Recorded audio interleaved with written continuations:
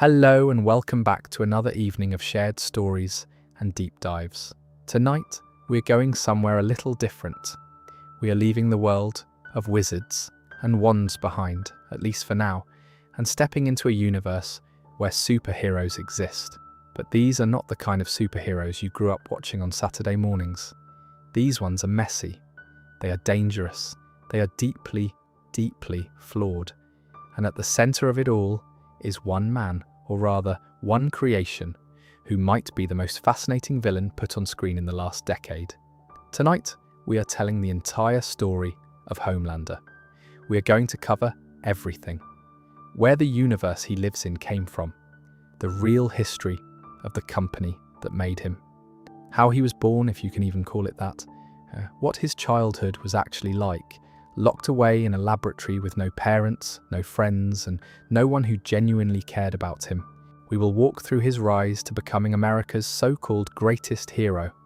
And then we will follow his story, season by season, through the television show, watching as the cracks get wider and wider until the whole facade comes crashing down. After that, we will talk about how the original comic books tell a very different version of the story, including a massive twist that the show decided not to use. We will get into the psychology of why this character resonates so deeply with audiences, and then we will finish up with what we know about the final season and where this whole thing is heading. There is a lot to cover tonight, so get comfortable, grab your blanket, settle in, and let's begin. Now, before we get to Homelander himself, we need to understand the world he was born into, because the thing about Homelander is that he did not just appear, he was manufactured, he was designed, and the company that did it has a history that goes back much further than most people realise. The Boys started as a comic book series. It was created by a writer named Garth Ennis and an artist named Derek Robertson, and it first hit shelves in October of 2006. The original publisher was Wildstorm, which was an imprint of DC Comics at the time. But here is where things get interesting. DC cancelled the series after just 6 issues. The reason, according to Ennis himself, was that DC was uncomfortable with the anti-superhero tone of the work, which, if you know anything about DC, makes sense. They published Superman and Batman and Wonder Woman.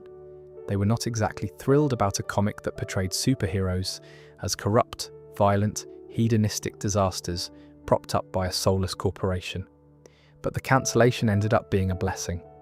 The series was picked up by Dynamite Entertainment in February of 2007, and Ennis later said that the move gave him far more creative freedom than DC ever would have allowed. The series resumed publication in May of that year and ran for a total of 72 issues, finally wrapping up in November of 2012. There were also several spin-off miniseries published during that time, including one called Herogasm, one called Highland Laddie, and one called Butcher Baker, Candlestick Maker. And then in 2020, an 8-issue epilogue called Dear Becky was published, which brought some final closure to the story. The premise of the comics and later the show is set in a world where superheroes are real. They exist, people know about them, but almost all of them are deeply corrupt. They are reckless with their powers. They engage in horrifying behaviour behind closed doors, and the public has no idea because a massive corporation covers everything up. That corporation is called Vought American in the comics, later renamed Vought International in the television adaptation. And working in the shadows to keep these superheroes in check is a group of regular humans, backed by the CIA, who call themselves the Boys. The television adaptation premiered on Amazon Prime Video on July 26, 2019.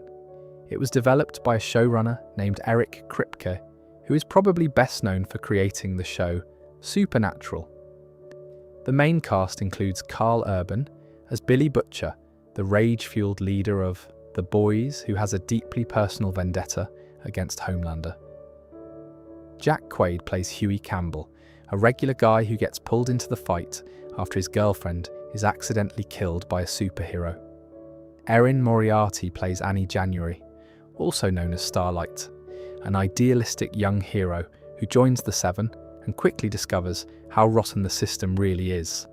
and Anthony Starr plays Homelander. As of right now, the show has aired 4 complete seasons, with the 5th and final season set to premiere on April 8th, 2026.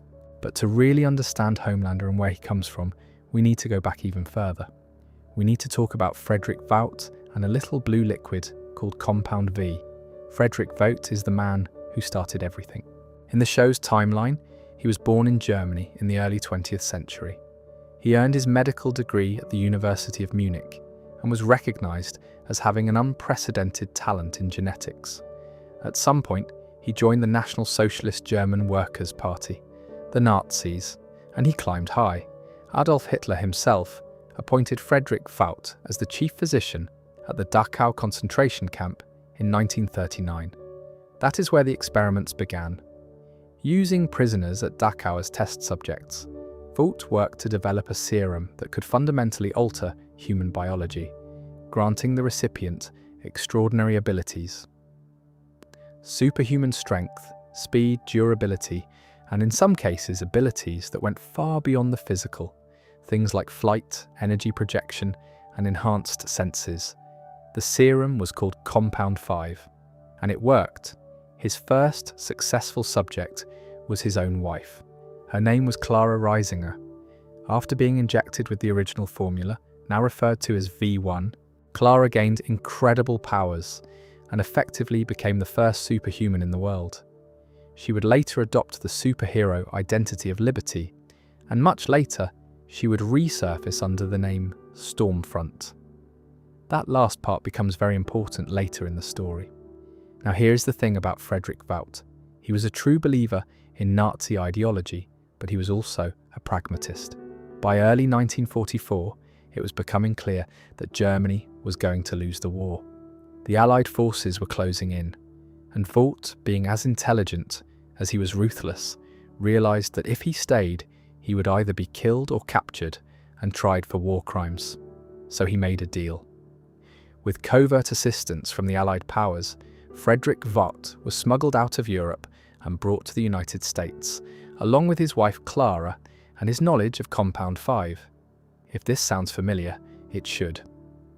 The show's version of this story is directly inspired by real-world history, specifically a program called Operation Paperclip.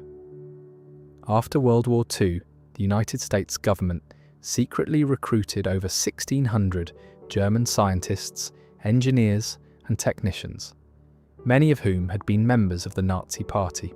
The most famous example is Werner von Braun, the rocket scientist who helped build the V-2 ballistic missiles used against London and later went on to lead NASA's Saturn V rocket program that put humans on the moon. The moral compromise was staggering. These were people who had directly contributed to the Nazi war machine, and in many cases to the Holocaust itself. But the US government decided their scientific knowledge was too valuable to lose. So they were given new identities, pardoned for their crimes, and put to work. The Boys takes that very real, very uncomfortable piece of history and asks a terrifying question. What if those scientists had not just built rockets, but built people? President Franklin Roosevelt pardoned Frederick Vought in 1944 and allowed him to continue his research on Compound 5. The American military immediately saw the potential. Using Vought's serum, they created their first superhero, a young army volunteer named Benjamin who became known as Soldier Boy. He was deployed to the European front and proved devastatingly effective, using his superhuman abilities to kill Nazi soldiers by the dozen. There is a grim irony in that. A serum developed by a Nazi scientist, tested on concentration camp prisoners, was now being used by American soldiers to kill Nazis. The show does not shy away from that irony. After the war ended, Vought did what any ambitious man with a monopoly on the most valuable substance on Earth would do. He started a company.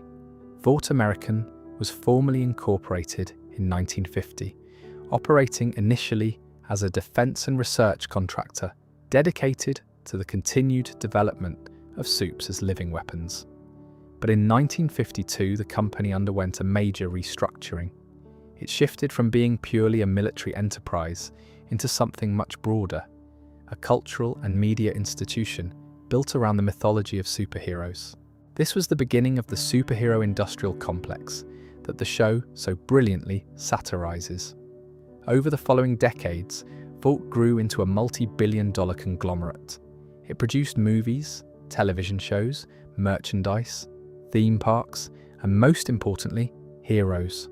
Lots and lots of heroes. But here is the part that was kept secret from the public. For decades, people assumed that supes were born with their powers, that it was genetic, or divine, or some kind of natural mutation. The truth was far less romantic. Vought was secretly injecting babies with Compound V. They had a system for it.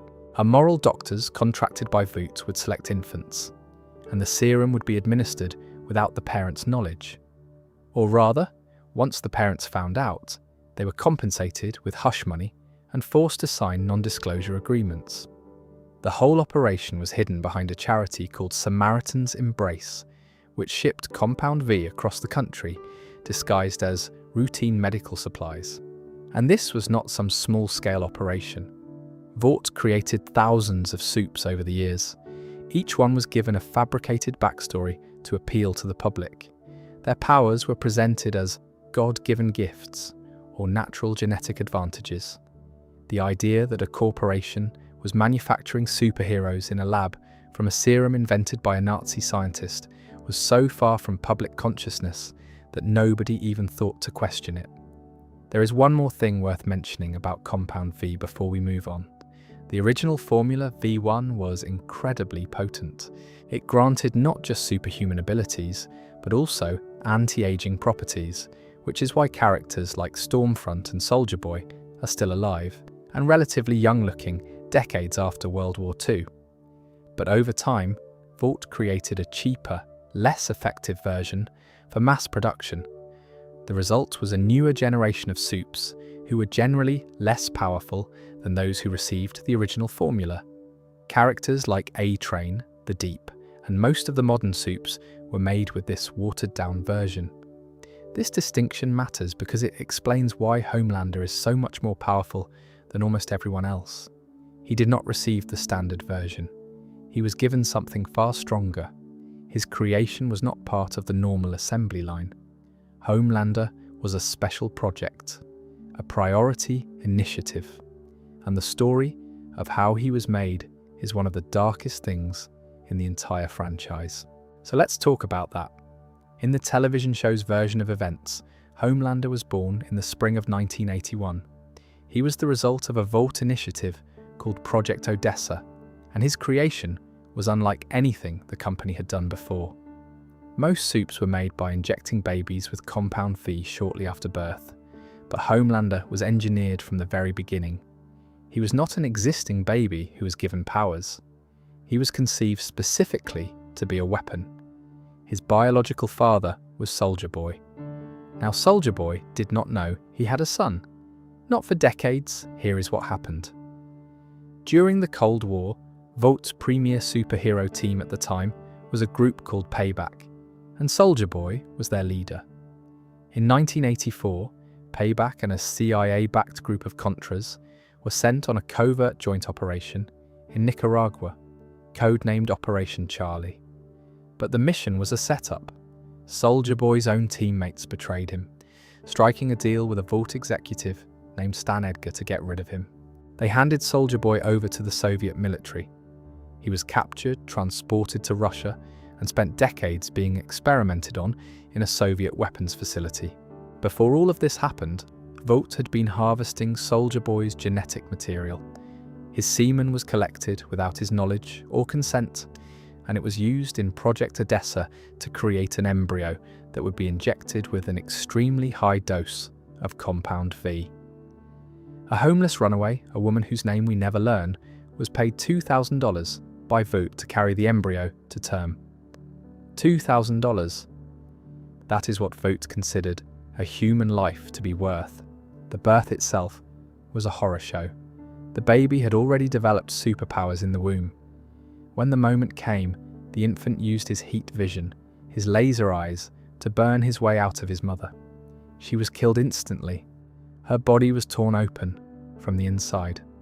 A nurse and 3 doctors present in the room were also killed. Barbara Findlay, one of the head scientists in charge of the project, witnessed the whole thing. Years later, she would recall that moment and say it only went downhill from there, implying that the newborn Homelander killed even more people in the immediate aftermath before he could be contained. I want to sit with that for a second, because I think it is easy to breeze past it if you're just watching the show and processing it as another piece of dark storytelling. But this is the very first moment of Homelander's life. He came into the world killing people. Not because he chose to, not because he was evil, because his powers were too strong and nobody could control them. He was a baby. He did not understand what he was doing. And the woman who carried him and gave him life died in agony because of something he could not help. That fact is going to shadow every single thing we talk about from here on. The baby was taken to a Vought research facility and given the name John. He was named by Dr. Jonah Vogelbaum, the lead scientist assigned to oversee his development. Vogelbaum was a complicated figure. On the one hand, he was a Vought employee carrying out corporate directives. On the other hand, there are moments in the show that suggest he genuinely cared about the child, at least in the beginning. In his earliest years, between ages 5 and 6, John was by all accounts a sweet kid. He would cuddle up to Vogelbaum.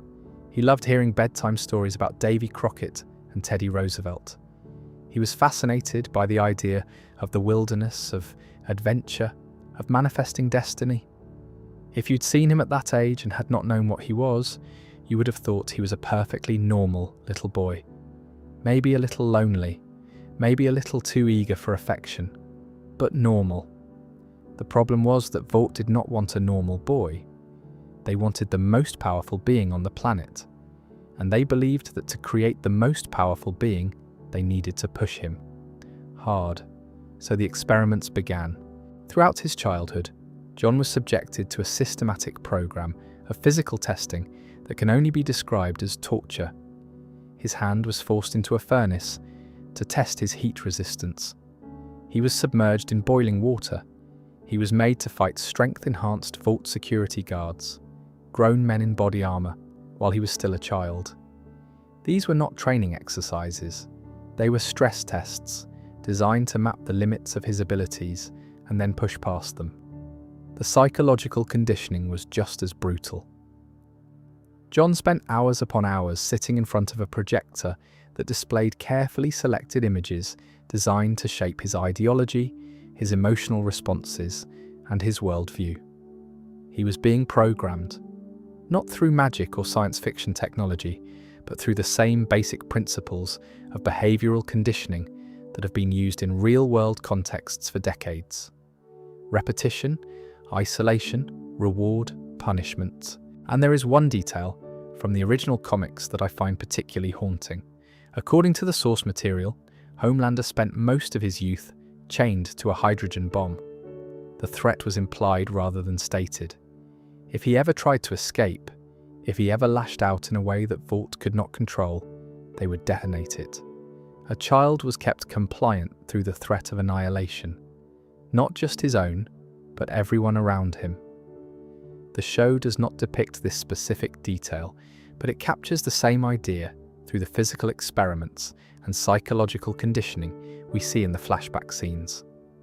There were no birthday parties, no friends, no playdates, no school, no trips to the park, no bedtime stories read by a parent who loved him. The only comfort John had was a small blanket. We learn about this blanket later in the show, during a particularly gut-wrenching scene.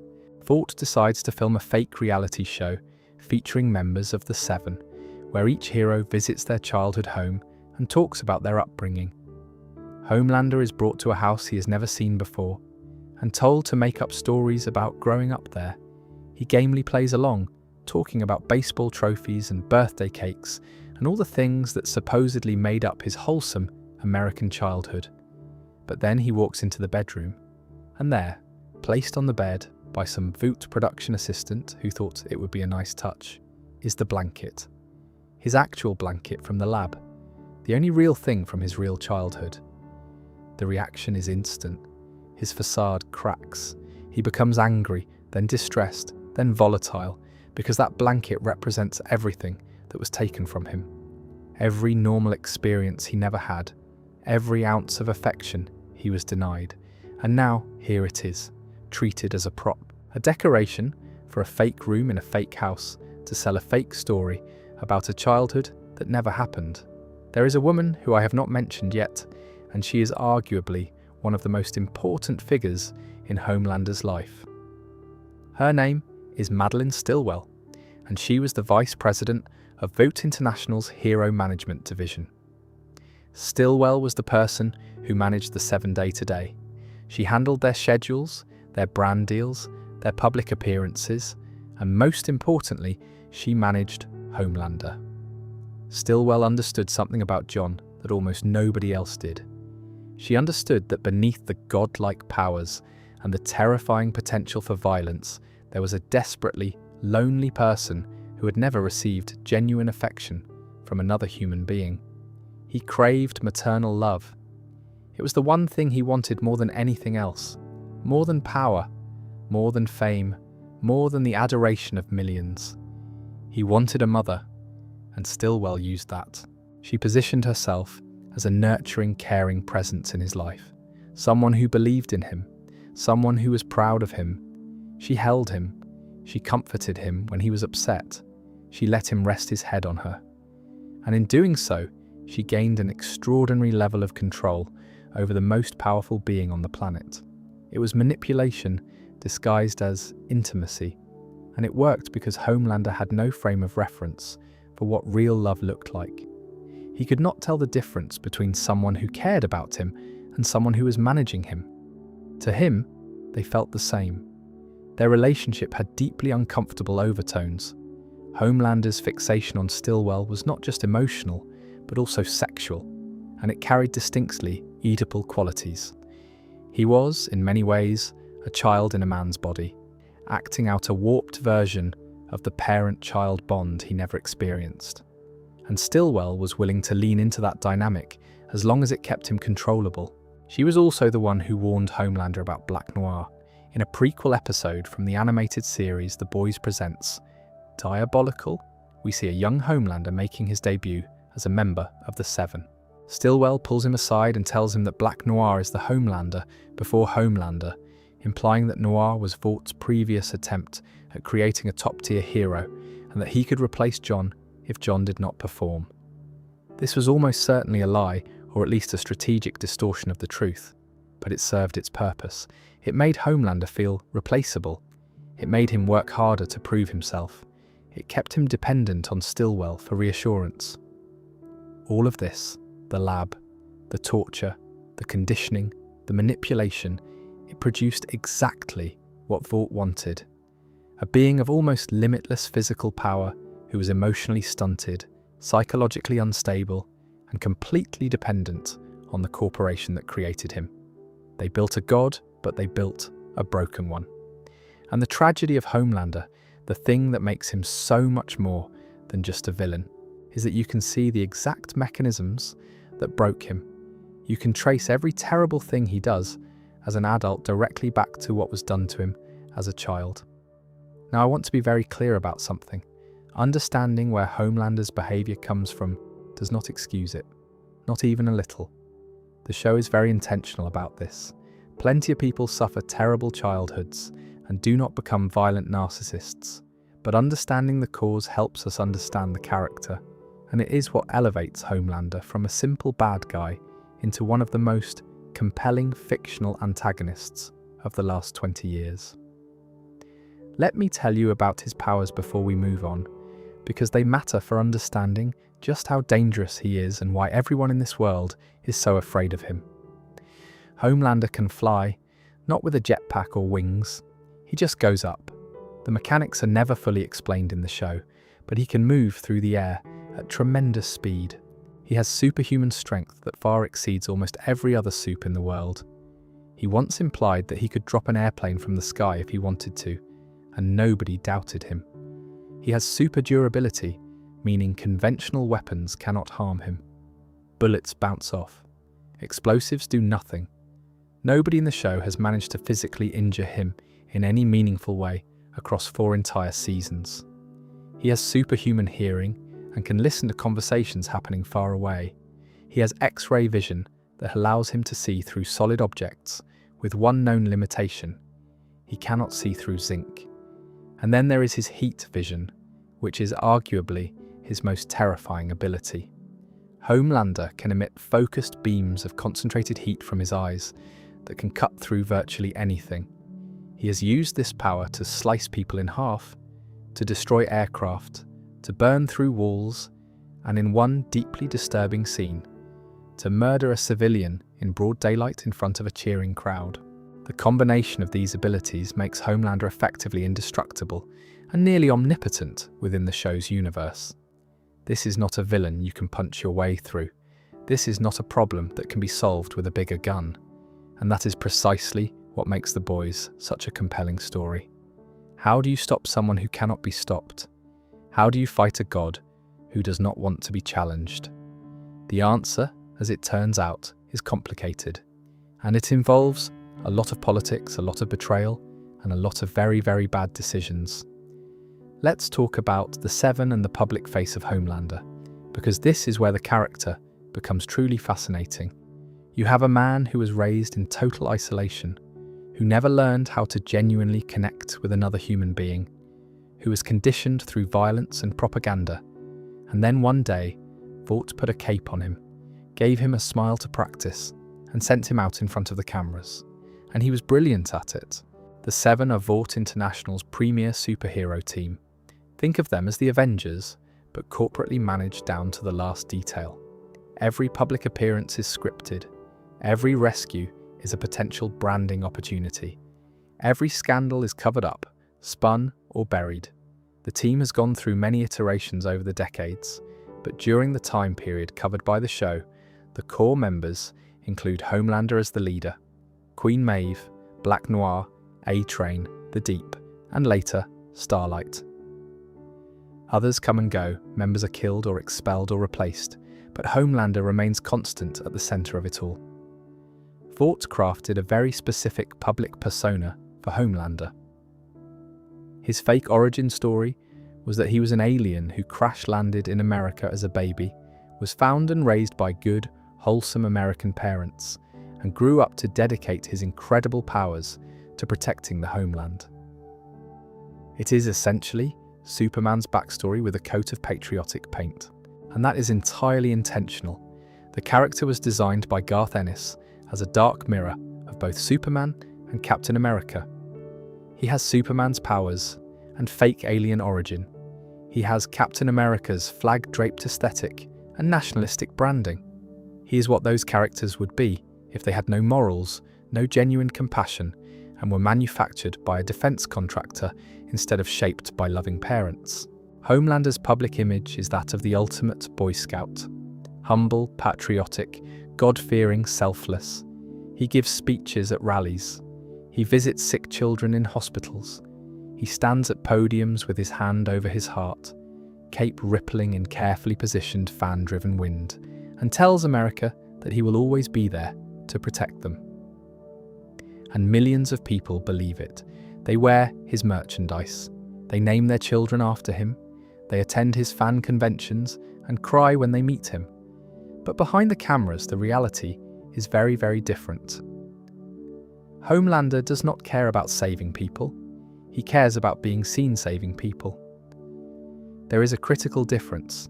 When he rescues someone, it is always in front of witnesses. When a crisis happens out of public view, he often does nothing. In one of the most devastating scenes in the first season of the show, Homelander and Queen Maeve respond to a hijacked airplane.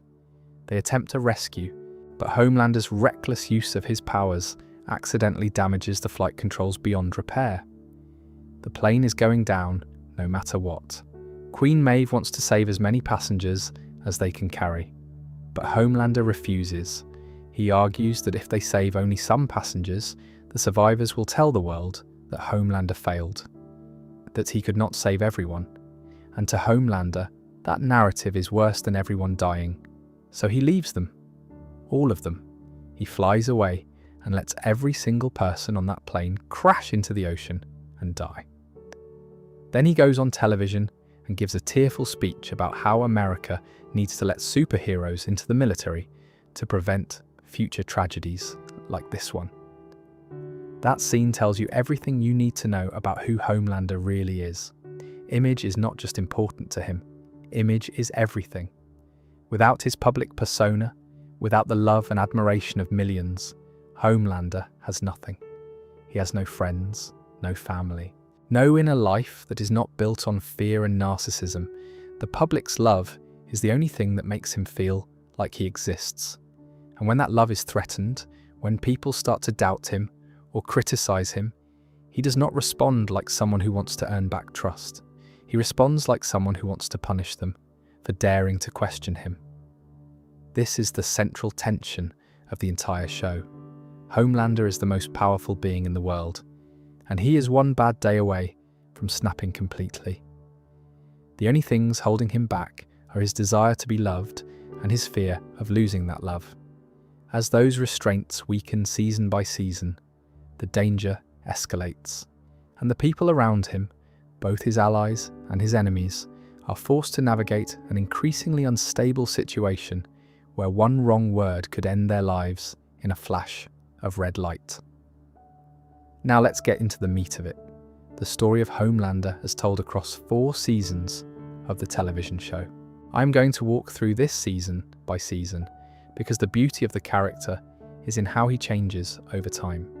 Each season peels back another layer, reveals another crack, pushes him a little closer to the edge, and the show does it so gradually that by the time you realize how far he has fallen, you cannot look away. Season 1 introduces us to 2 parallel storylines that eventually collide. On one side, we have Huey Campbell, a regular guy living in New York City, who watches in horror as his girlfriend Robin is accidentally killed by A-Train, a speedster member of the Seven. A-Train literally runs through Robin at super speed, turning her into a red mist in the middle of the street. Huey is left standing there, holding her severed hands, covered in blood, staring at the spot where the woman he loved was standing half a second ago. It is one of the most shocking opening scenes in television history, and it sets the tone for everything that follows. Huey is recruited by Billy Butcher, a British man with a thick accent and a very personal grudge against Homelander. Butcher is charismatic, profane, and absolutely relentless. He tells Huey that the superheroes are not heroes at all. They're dangerous, reckless, and protected by a corporation that will do anything to maintain the illusion.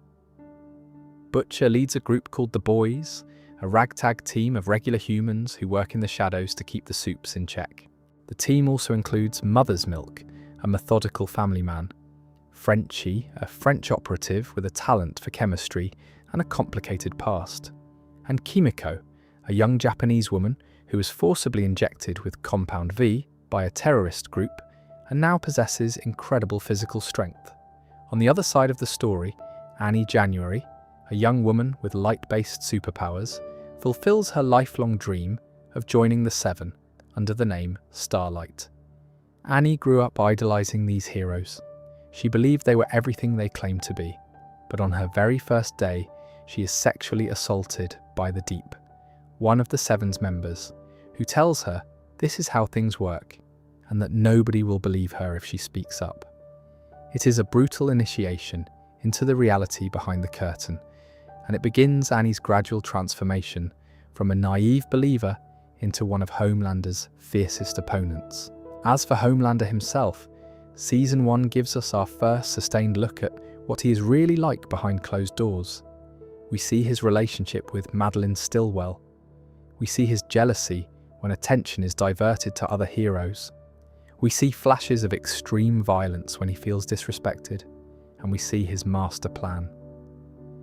In one of the season's biggest reveals, it is uncovered that Homelander himself has been secretly supplying Compound 5 to terrorist organizations overseas. He has been creating superpowered terrorists, supe villains that only other supes can fight, in order to manufacture a crisis that would force the government to put superheroes in the military. It is a manufactured war, designed entirely to increase his own power and Vaught's influence. The parallel to real-world military-industrial complex politics is not even slightly subtle, and the show wears that parallel proudly. The season builds to several devastating revelations. First, Billy Butcher discovers that his wife Becca, who he believed was dead, is actually alive. She's been living in a Vought-controlled compound for years, and she has a son, a boy named Ryan. Ryan is Homelander's biological child, conceived when Homelander raped Becca. This is a significant change from the comics, where it was Black Noir who committed the assault while disguised as Homelander, but in the television adaptation, the show made it clear from the beginning that Homelander is directly responsible. The other pivotal moment of the season is Homelander's confrontation with Madeline Stillwell. He discovers that she has been lying to him about Becca and Ryan. She knew about the child. She kept it from him. For a man whose entire emotional foundation is built on the need to be loved and trusted by the few people close to him, this is an unforgivable betrayal. So he kills her. He murders the woman who was the closest thing he ever had to a mother, using his heat vision to burn through her skull while she begs for her life. And then he goes to find Becca and his son, setting up the central conflict that will drive the next 3 seasons. Before we move on, I want to point out something about how the show handles Homelander in this first season, because I think it is really clever. For most of the season, Homelander is kept somewhat in the background. He is not the protagonist. He is the looming threat, the shark circling beneath the surface. We get glimpses of his true nature, moments that make our skin crawl, but the show holds back from showing us the full picture. It is saving the worst for later, and that restraint is what makes the subsequent seasons so effective. Each one ratchets up the tension, peels back another layer, and shows us something worse than what came before. Season 2 picks up with the boys on the run. After the events of the first season, they are fugitives, hunted by Vought and by the supes. Butcher has disappeared entirely. The team is scattered and demoralized, and Homelander is consolidating power. The biggest addition to the story in Season 2 is a character named Stormfront. She joins the Seven as a replacement member, and she immediately catches Homelander's attention. Stormfront is powerful, outspoken, and completely fearless. She does not defer to him. She challenges him. She matches him energy for energy. And for Homelander, who has never encountered someone who is not afraid of him, that is intoxicating. Their relationship develops quickly, and it is here that the show makes one of its boldest creative choices. Stormfront is not just a new hero, she is the original Supe. Her real name is Clara Riesinger. She is Frederick Vought's wife. She was injected with V1 in the 1940s, making her the first successful Compound V subject, and she is still a Nazi. Not a reformed one, not someone with complicated views who has evolved over the decades. A full, unrepentant, ideologically committed white supremacist who's been waiting nearly a century for the right moment to advance her husband's dream of a master race of superhumans. Stormfront does not come out and tell Homelander this on their first date. She's far too smart for that. Instead, she radicalizes him gradually. She feeds into his narcissism.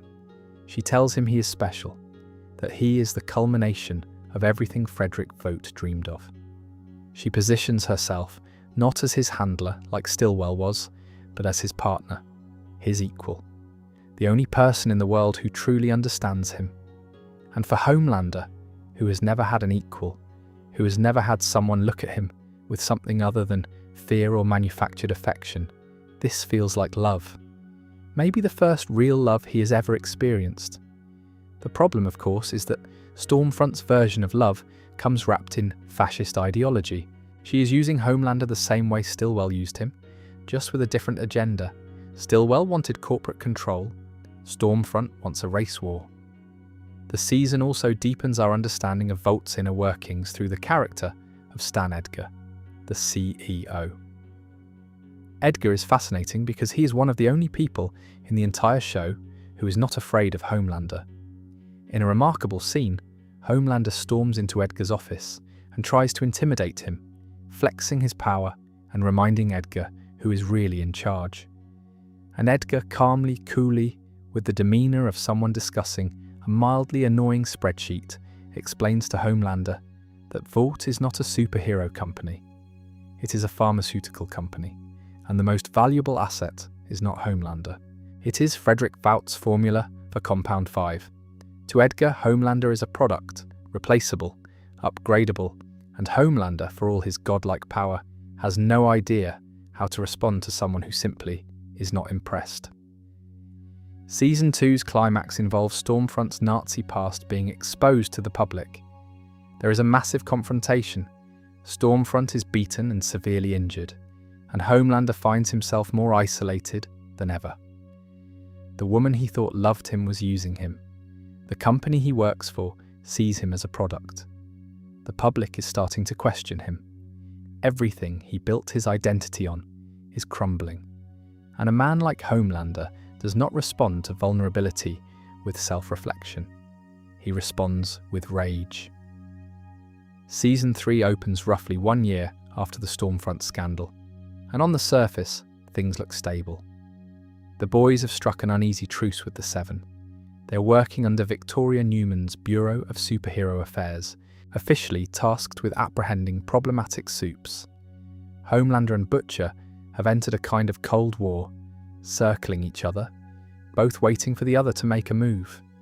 But beneath the surface, Homelander is deteriorating. He is talking to himself in mirrors. He's having conversations with his own reflection, praising himself, reassuring himself, because there is nobody else left who will do it. Stillwell is dead. Stormfront is brain damaged and comatose. The public's opinion of him has never been lower, and the one thing he wants more than anything, his son Ryan, is being kept from him by Butcher, who has taken on the role of protector for Becca's child after Becca died at the end of Season 2.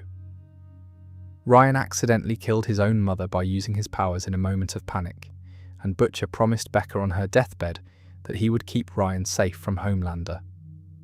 The biggest development of Season 3 is the introduction of Soldier Boy, played by Jensen Ackles. Soldier Boy was Vaught's original premier superhero, the first super created for the American military using Frederick Vought's Compound V back during World War II. He was supposed to have been killed in action during the Cold War, but the truth is very different. His own team, Payback, betrayed him.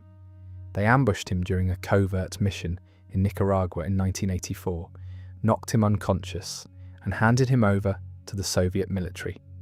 Vought orchestrated the whole thing because they needed Soldier Boy out of the way to make room for his replacement. That replacement was Homelander. For decades, Soldier Boy was held in a Russian weapons facility, experimented on, tortured, and kept in cryogenic stasis. The Russians tried to weaponize him further, and in the process, they accidentally gave him a new ability, the power to generate a massive radiation blast. This blast does not just kill people, it can burn the Compound 5 out of a soup's bloodstream, permanently removing their powers. It is the first genuine weapon against supes that anyone has ever discovered. When the boys learn about this weapon, they realize Soldier Boy might be the key to finally killing Homelander. So they track him down, break him out, and make a deal. Help us kill Homelander, and we will help you get revenge on the teammates who betrayed you.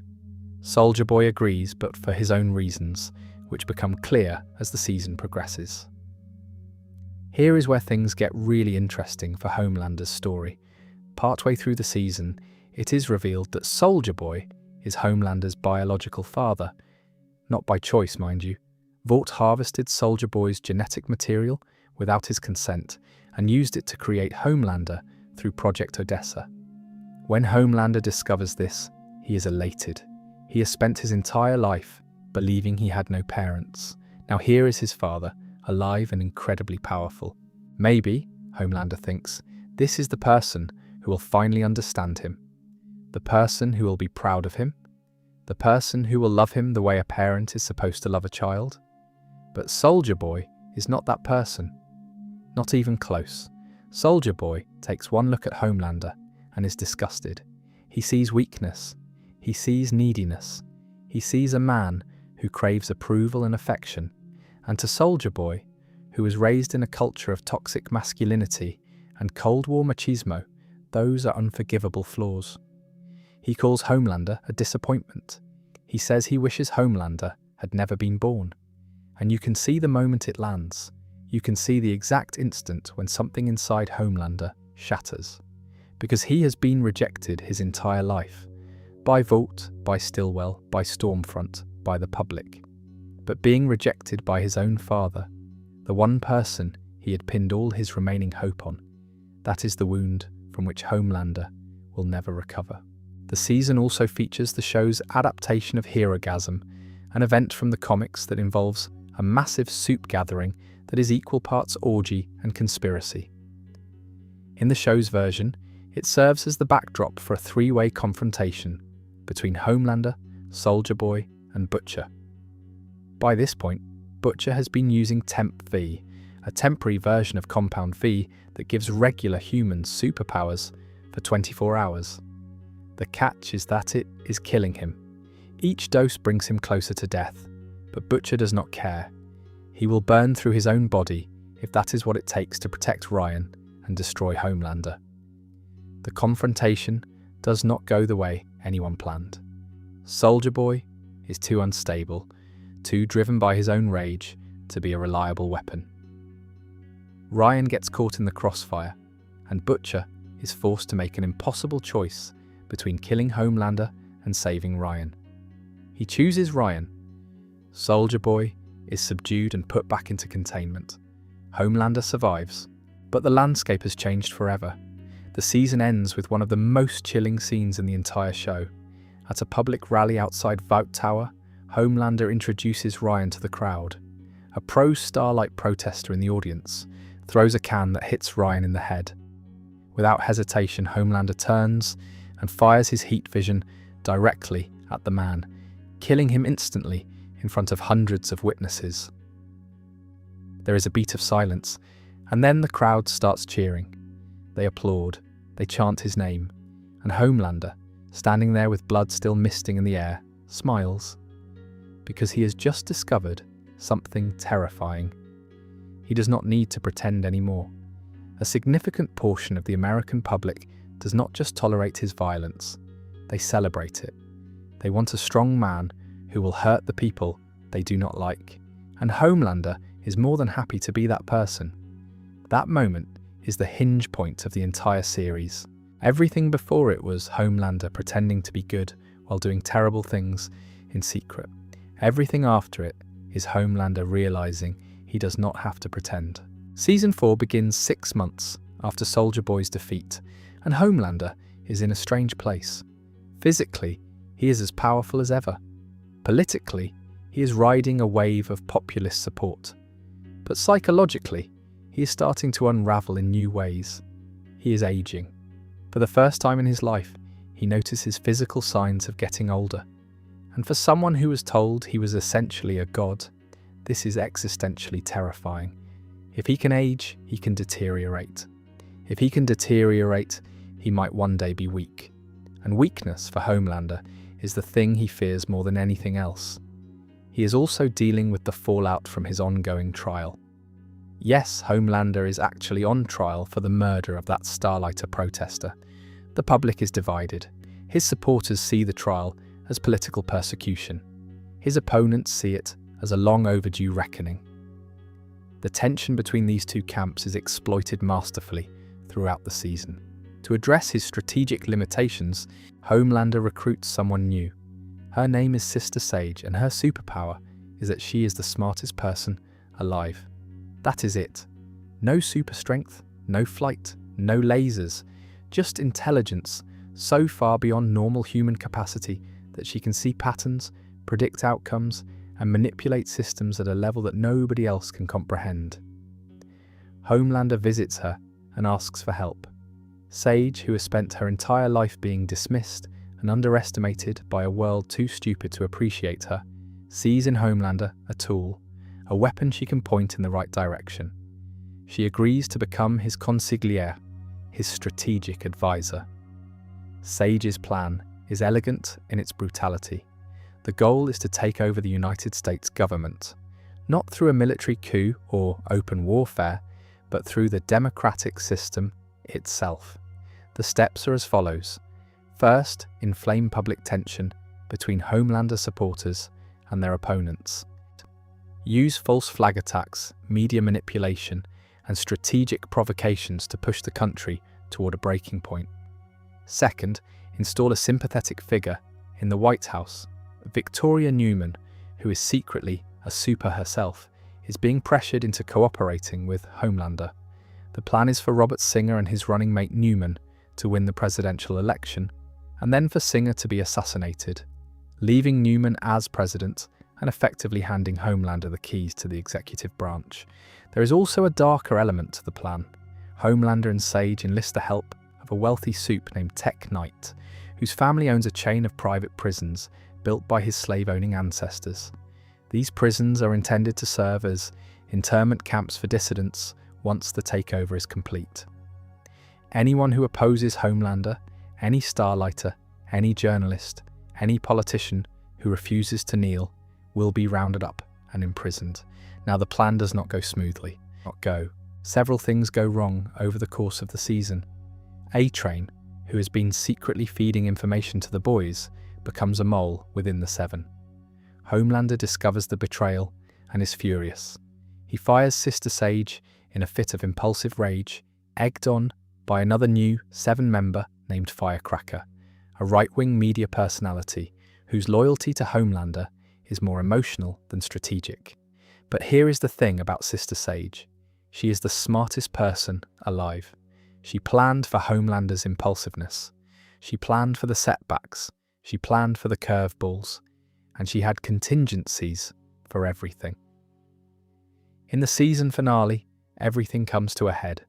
The boys manage to save President Singer's life from the shapeshifter that Homelander sent to assassinate him. But then Billy Butcher, who has been spiraling into his own darkness all season, kills Victoria Newman himself. He tears her apart using the monstrous abilities his body has developed from the temp-fev tumor growing inside him. Newman was about to flip and help the boys, but Butcher, consumed by the darkest version of himself, a manifestation he sees as the ghost of his dead CIA friend Joe Kessler, destroys her before she can. This plays directly into Sage's hands. With Newman dead, Sage leaks footage that makes it look like President Singer ordered her assassination. Singer is arrested. The Speaker of the House, a man named Calhoun, is next in the presidential line of succession, and Calhoun is already in Homelander's pocket. He takes office and immediately declares martial law, deputizing hundreds of supes nationwide who will report directly to Homelander. Just like that, it is over. Homelander controls the United States of America. Not technically, not officially. He is not the president, but the president answers to him. The military now includes an army of superhumans under his command. His opponents are being rounded up. The boys are scattered, some captured, some on the run. Annie manages to escape after her powers return in a moment of desperation. Kimiko speaks for the first time in the entire series, screaming the word "no" over and over as the reality of what has happened sinks in. And Sage, standing in Vought Tower with a faint smile, tells Homelander that this was the plan all along. The setbacks, the betrayals, even getting fired, all of it was accounted for. She had kept a few things to herself, the bits she knew he would mess up by being himself. She did it, she says, just to see if she could. And then she mentions that she has a phase 2, something even bigger. The season ends with Homelander in control, the boys defeated, and the American democratic experiment effectively dead. It is the darkest ending the show has ever delivered, and it sets the stage for the 5th and final season, which promises to be the most intense yet. I want to pause here for a moment and just acknowledge how well the show handles the escalation of Homelander's story. across these 4 seasons. In Season 1, he is a threat. In Season 2, he is unraveling. In Season 3, he stops pretending. And in Season 4, he wins. Each season raises the stakes not through bigger explosions or more elaborate set pieces, but through the steady, inexorable collapse of Homelander's restraints. The public support that once motivated him to behave now encourages his worst instincts. The corporate structure that once contained him now answers to him. The personal relationships that once grounded him are all gone, destroyed by his own actions or by the manipulation of others. He has everything he ever wanted, and he is more dangerous than he has ever been. There is also the tragic parallel story of Ryan, Homelander's son. Ryan was raised by Becca with love and compassion. He was taught right from wrong. He was given the childhood that Homelander never had. But over the course of seasons 3 and 4, Homelander slowly pulls Ryan into his orbit. He manipulates the boy, fills his head with ideas about strength and destiny and the inferiority of regular humans. And by the end of Season 4, Ryan has accidentally killed Grace Mallory, the elderly CIA operative who was trying to protect him in a moment of superpowered panic. Whether Ryan will ultimately follow in his father's footsteps or find a different path is one of the central questions heading into the final season. Now, I have been talking exclusively about the television show so far, and I want to shift gears because the original comic books tell a very different version of this story. Some of the differences are minor, but some of them are massive. And if you are a fan of the show who has never read the comics, I think you will find this section really interesting. The comics were written by Garth Ennis and illustrated by Derek Robertson. They ran from 2006 to 2012, 72 issues in total, published by Dynamite Entertainment. The overall premise is the same. Superheroes are corrupt, a corporation controls them, and a team of regular humans works to keep them in check. But the tone is very different. The comics are more overtly satirical and less psychologically nuanced than the show. Ennis was writing a dark comedy about the absurdity of superhero worship and the military-industrial complex. Kripke, by contrast, took that foundation and built a character study on top of it. The biggest difference, and I mean the one that changes everything, is the twist about Black Noir. In the show, Black Noir is a former member of a team called Payback. He was severely disfigured during an incident involving Soldier Boy, leaving him mute and masked. He is loyal to Vought and later to Homelander. He is killed by Homelander in Season 3 after Homelander discovers that Noir knew about Soldier Boy being his father and never told him. A new Black Noir, essentially an actor in the costume, replaces him in Season 4. That is the show's version.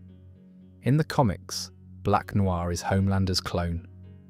Let that sit for a moment. In the original source material, Vought created an exact genetic duplicate of Homelander as a failsafe. If Homelander ever went completely off the rails, Black Noir was designed to be the weapon that could take him down. He was given the same powers, possibly even stronger, and he was placed right next to Homelander in the Seven, hidden behind a mask that he never removed. Nobody knew. Not Homelander, not the other members of the Seven, not the boys, nobody. But here is where it gets truly disturbing. Black Noir was created with one purpose: to kill Homelander. But Homelander never gave Vought a reason to pull the trigger. For years, Homelander was reckless and cruel, but he stayed just within the boundaries of what Vought could manage. So Black Noir, a being literally engineered to destroy someone, had nothing to do. His entire existence was defined by a mission he could never complete. And that drove him insane. In his madness, Black Noir decided to force the situation. He began committing horrific acts while disguised as Homelander. He assaulted Butcher's wife Becca. He murdered civilians. He did unspeakable things, all while wearing Homelander's face, so that the evidence would point to Homelander and Vought would finally authorize Black Noir to fulfill his purpose. In other words, the real Homelander never committed many of the worst acts attributed to him in the comics. It was Black Noir all along. When the truth finally comes out, near the end of the comic series, Homelander has a complete breakdown. He has spent years believing he was losing his mind, unable to remember committing atrocities that he was told he had committed. He kept doubting his own sanity, and now he discovers that it was all real, the crimes happened, but he was not the one who did them. His clone, his shadow, his supposed teammate, was framing him. In a fit of rage and despair, Homelander storms the White House and begins killing everyone in sight. Black Noir follows him in, removes his mask for the first time, revealing an identical face, and the two of them fight to the death. Black Noir kills Homelander, but Black Noir is so severely damaged in the fight that Butcher and the military are able to finish him off. Eric Kripke made it clear early on that the show would not use this twist. In the television adaptation, Black Noir is depicted as a completely different character, a black man named Irving with his own tragic backstory. And the sexual assault of Butcher's wife is attributed directly to Homelander, not to a clone acting in his place. Kripke has said he made this change because he wanted the show's Homelander to be fully responsible for his own actions. The clone twist, while clever from a plot perspective, had the unintended effect of partially absolving Homelander. The show wanted no such ambiguity. The second major difference is Homelander's genetic origin. In the comics, Homelander was grown from genetic material taken from Stormfront. Stormfront in the comics is male, not female, and he was injected with Compound V while still a member of the Hitler Youth during World War II. So in the comic version, Homelander's DNA literally traces back to a Nazi super soldier. The show changed this to make Soldier Boy his father instead, which introduced the whole father-son dynamic that became so central to seasons 3 and 4. Third, Ryan does not survive in the comics. In the source material, Becca's superpowered baby was never given a name. The child killed Becca by bursting out of her body during birth, then attacked Butcher before being killed itself. There is no redemption arc. There is no custody battle. There is no question of whether the child will follow in Homelander's footsteps or find a better path. The show completely reimagined this storyline, and it has become one of the most emotionally compelling parts of the television adaptation. Fourth, the tone of Homelander himself is different on the page. Garth Ennis described Homelander in a 2016 interview as being an almost entirely negative character, someone who is really just a series of unpleasant urges kept in check by his own intelligence. He suggested it might help to think of Homelander as having all the self-control of a 14-year-old. The comic version is less sympathetic, less psychologically complex, and more of a satirical tool than a fully realised character. Anthony Starr's performance in the show added layers of vulnerability, trauma, and genuine pathos that the comics never quite reached. And Kripke's writing gave Homelander a backstory and emotional arc that made audiences feel conflicted about him in a way the comics did not aim for. There are other differences too. The show invented several characters who do not appear in the comics at all, including Sister Sage, Firecracker, and the specific version of Victoria Newman. The comics have a character called the Legend, an old man who used to write fabricated comic books about the supes for Vought and who serves as an information source for the boys. He has not appeared in the show, though fans have speculated for years that he might make a cameo eventually. The show's version of Huey Campbell looks different from the comics, where Huey was intentionally drawn to resemble actor Simon Pegg.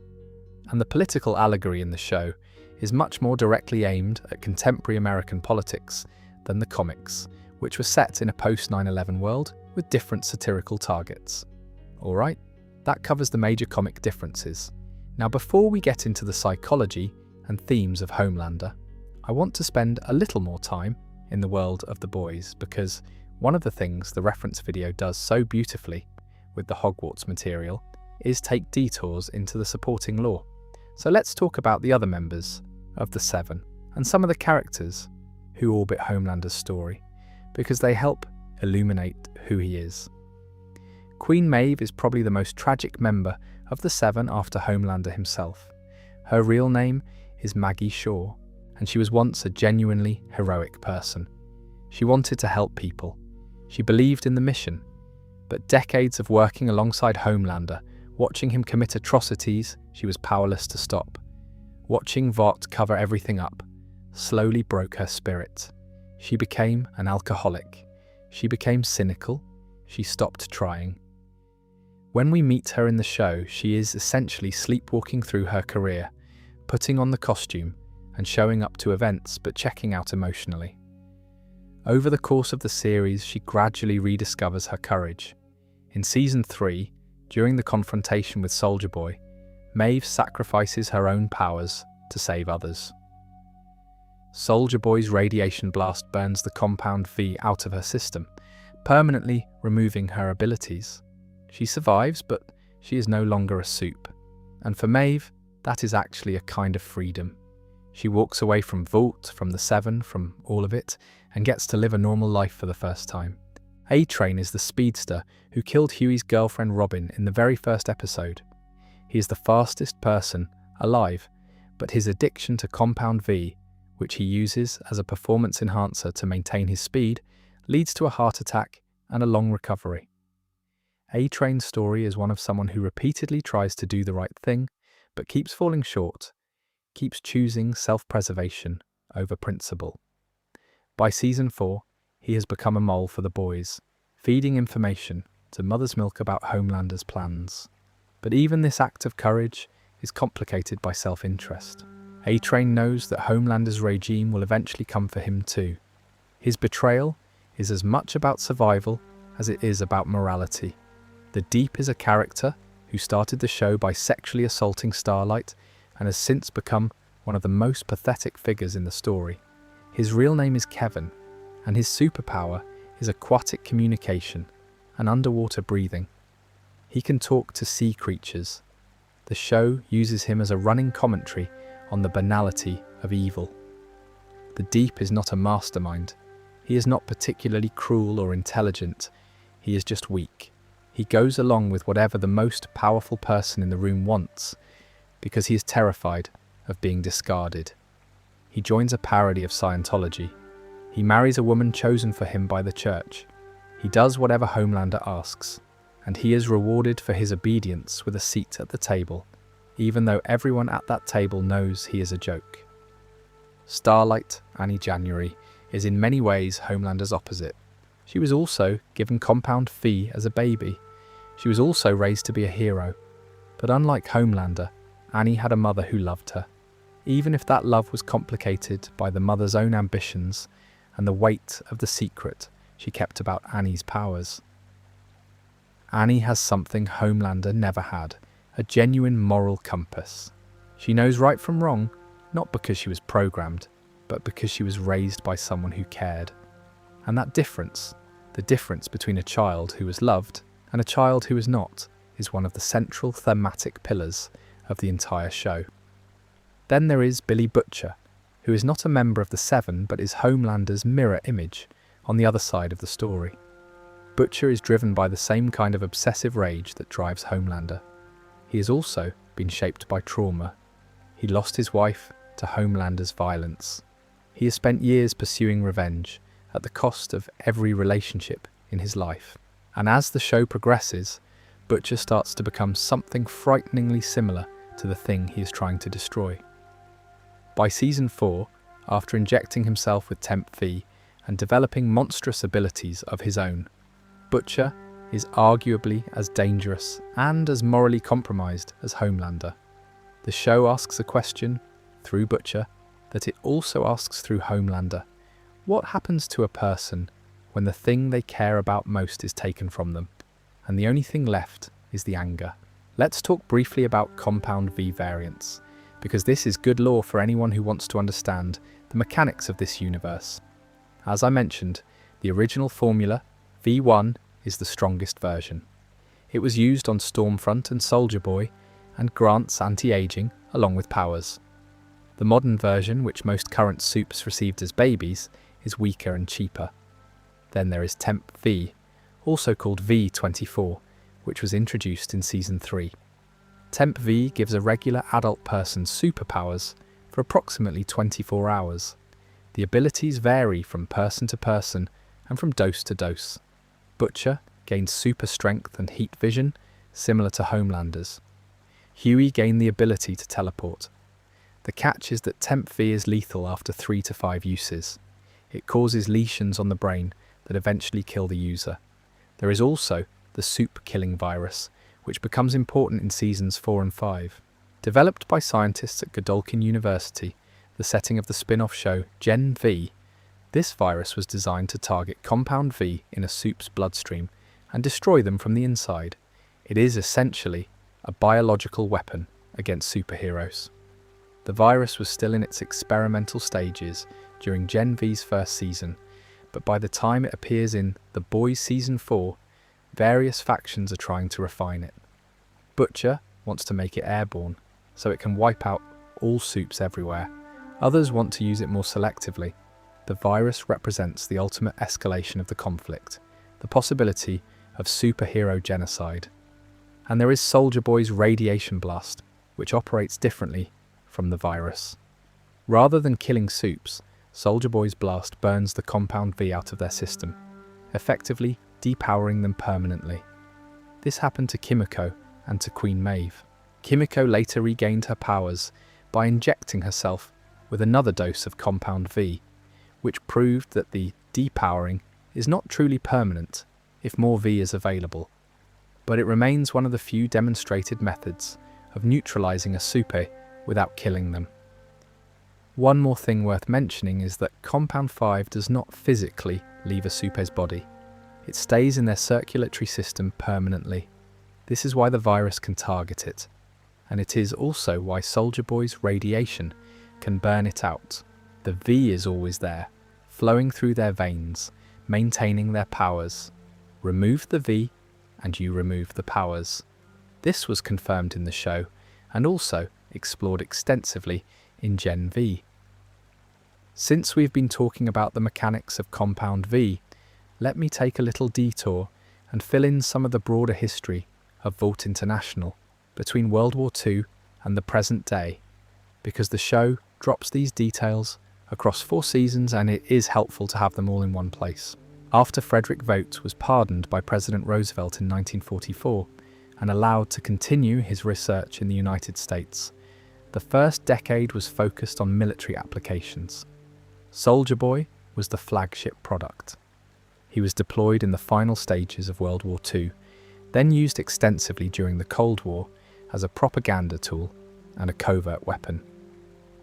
Vought participated in America's anti-communist efforts, producing films and media that positioned supes as defenders of freedom against the Soviet threat. Soldier Boy himself testified before the House Un-American Activities Committee during the Red Scare, naming supposed communists within the government. Whether he actually believed in the cause or was just following Vought's orders is left ambiguous, but the implication is that Soldier Boy was always more of a blunt instrument than a free thinker. The payback era, spanning roughly from the 1960s through the 1980s, represented Vought's first attempt at building a full superhero team. Soldier Boy led the group, but he was a terrible leader and an even worse person. He was vain, selfish, casually cruel, and incapable of genuine connection. Sound familiar? The parallels between Soldier Boy and Homelander are intentional.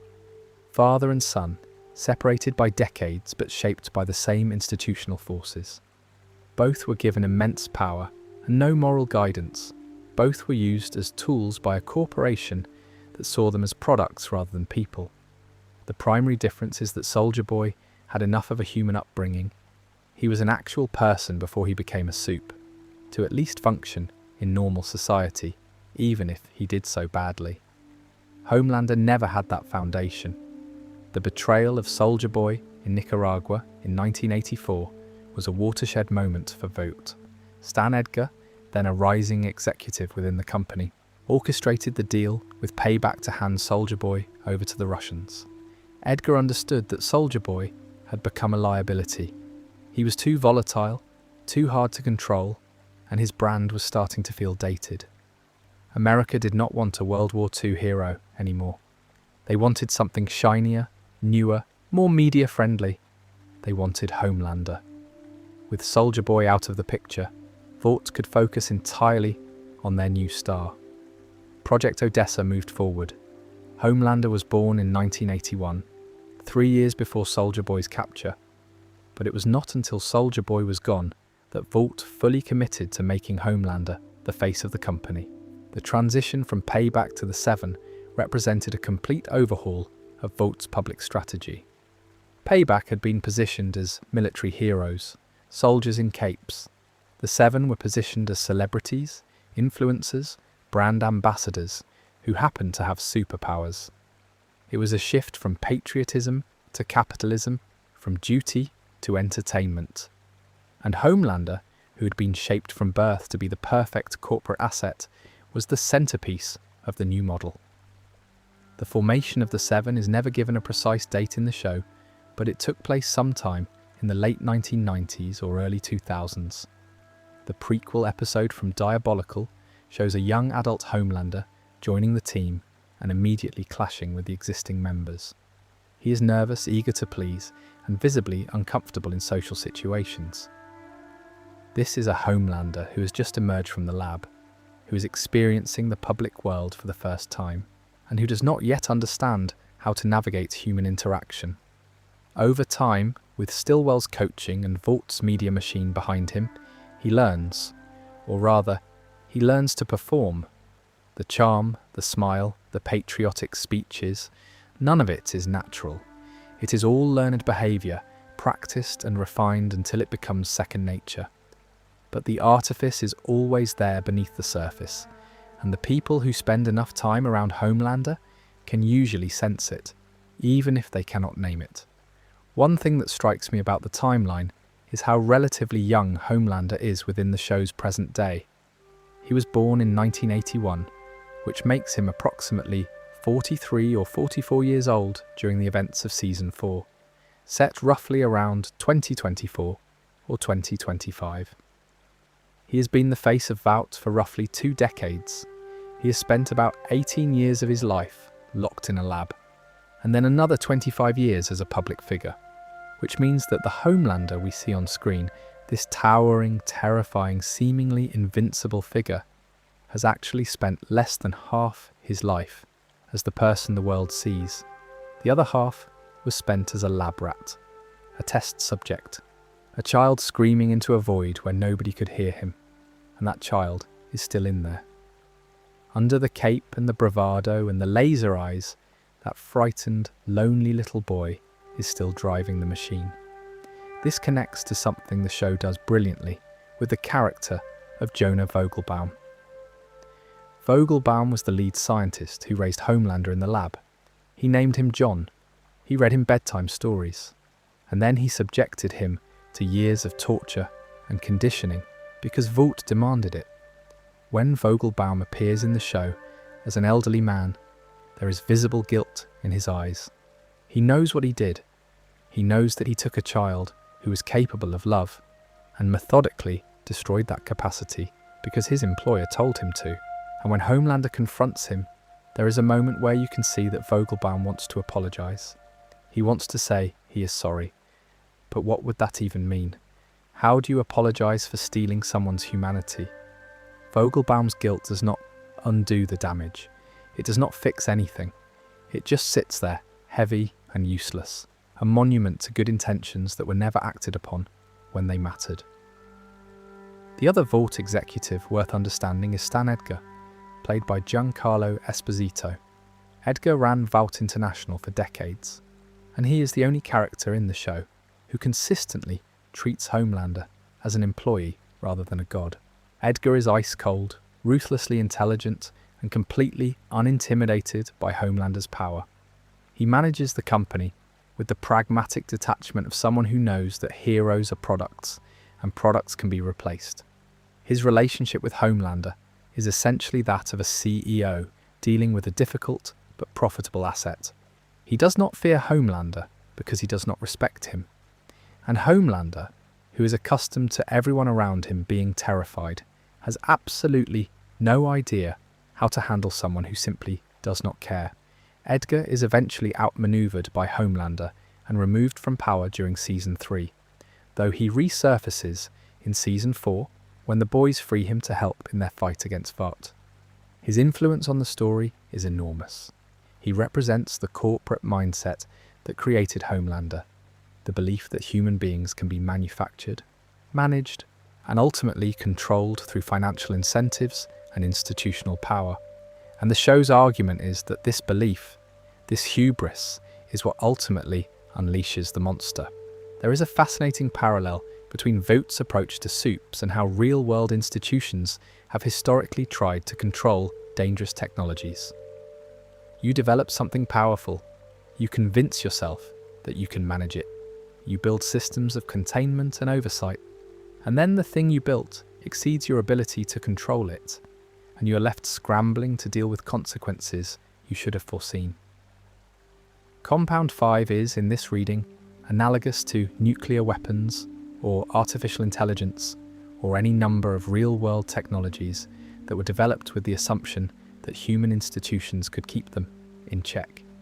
The Boys argues that this assumption is always, eventually, wrong. Because institutions are run by humans and humans are flawed and given enough time, the thing they built will outgrow the cage they put it in. Homelander is the compound V that escaped its cage. He is the nuclear weapon that developed a personality and an ego.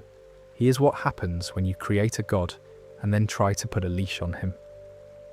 Now I want to step back from the plot and the lore and talk about what Homelander means, not just as a character in a story, but as a piece of cultural commentary. Because one of the reasons The Boys has become such a phenomenon is that it is not just a superhero show. It is a show about power, corruption, media manipulation, and the fragility of democratic institutions. And Homelander is the lens through which all of those themes come into focus. Let's start with the most obvious reading of the character. Homelander is a dark mirror of Superman. This is by design. Garth Ennis created him to be everything Superman is not. Superman was raised by loving parents in small-town Kansas. He was taught humility, compassion, and responsibility. He uses his incredible powers in service of others because he was shown from the very beginning what it means to care about people. Homelander was raised in a sterile lab by scientists who treated him as an experiment. He was taught nothing about empathy because nobody around him practiced it. He uses his powers in service of himself because he was never shown any other way. Same powers, same costume, completely opposite character. And the question the show keeps asking, implicitly and sometimes explicitly, is whether Superman's goodness comes from who he is or from how he was raised. The Boys argues pretty firmly that it comes from the environment. If Clark Kent had been raised in a Vought laboratory instead of on the Kent farm, he might have turned out exactly like Homelander. Showrunner Eric Kripke has been open about what Homelander represents to him on a political level. In interviews, he has described the television version of Homelander as a metaphor for unchecked American power and authoritarian populism. The parallels are hard to miss. A charismatic strongman who wraps himself in the flag. A media ecosystem that amplifies his message and suppresses dissent. A base of supporters who are drawn to his dominance and willing to overlook his cruelties because he promises to hurt the right people. A corporate infrastructure that enables his rise because it profits from the chaos. The show is not subtle about any of this, and it does not try to be, but I think the more interesting reading of Homelander goes beyond politics. At his core, Homelander is a story about what happens when someone with no emotional foundation is given absolute power. He did not choose to be what he is. He was made this way. Every dysfunction, every cruelty, every act of violence can be traced back to specific decisions that other people made about his life when he was too young and too powerless to resist. Vought chose to create him. Vought chose to raise him in isolation. Vought chose to torture him. Vought chose to deny him love. And then Vought gave him the powers of a god and pointed him at the world and said, "Go be a hero." What did they think was going to happen? This is what separates Homelander from most fictional villains. He is not evil by nature, he is evil by manufacture. The show makes a point of showing us again and again that there was a window in Homelander's life where things could have gone differently. When he was 5 years old, curled up next to Vogelbaum, listening to bedtime stories, he was still reachable, he was still soft, he still had the capacity for genuine connection. But that window was closed by the very people who should have been nurturing it. They chose the weapon over the child. And the weapon is all that survived. There is a term in psychology called narcissistic injury. It refers to a perceived threat to a narcissist's self-image, their sense of being special, superior, or entitled to admiration. When a narcissistic injury occurs, the response is typically extreme: rage, aggression, withdrawal, or retaliatory behaviour. Homelander experiences narcissistic injury constantly throughout the show. Every time someone challenges him, every time his approval ratings drop, every time a person he trusts reveals that they were using him, it triggers the same deep wound. The wound that says you are not special, you are not loved, you are alone. And because Homelander never developed healthy coping mechanisms, because he was never taught how to process negative emotions in a constructive way, his response is always destruction. Destroy the person who hurt him. Destroy the institution that failed him. Destroy the world that does not love him enough. The show also explores the concept of the narcissistic supply. This is the term for the attention, admiration, and validation that narcissists need to maintain their self-image. For Homelander, his narcissistic supply comes from the public. The cheering crowds, the fan conventions, the approval ratings, the chants of his name. When that supply is abundant, Homelander is manageable. Not good, not safe, but manageable. He can be controlled, directed, pointed at problems and solutions alike. But when the supply dries up, when the public turns on him, or when he perceives that they might turn on him, he becomes exponentially more dangerous. This is why the scene at the end of Season 3 is so pivotal. When Homelander kills a man in public and the crowd cheers, his narcissistic supply becomes untethered from any moral constraint. He no longer needs to pretend to be good to get what he wants. The crowd loves him specifically because he is willing to be bad. That is the moment when the last leash snaps. I find the relationship between Homelander and Ryan to be one of the most thematically rich parts of the show. Ryan is Homelander's son, but he was raised by Becca Butcher with love, patience, and genuine moral guidance. Ryan has the same powers as his father. He has the same potential for destruction, but he also has something Homelander never had: a conscience, a framework for understanding right and wrong that was built through years of being cared for by someone who loved him. The show is essentially running a nature versus nurture experiment with these two characters. Same genetics, same powers, radically different upbringings. And the question hovering over the entire story is whether Ryan's moral foundation is strong enough to resist the pull of his father's influence, or whether the darkness in the blood will win out. So far, the answer has been ambiguous. Ryan has shown genuine kindness and empathy.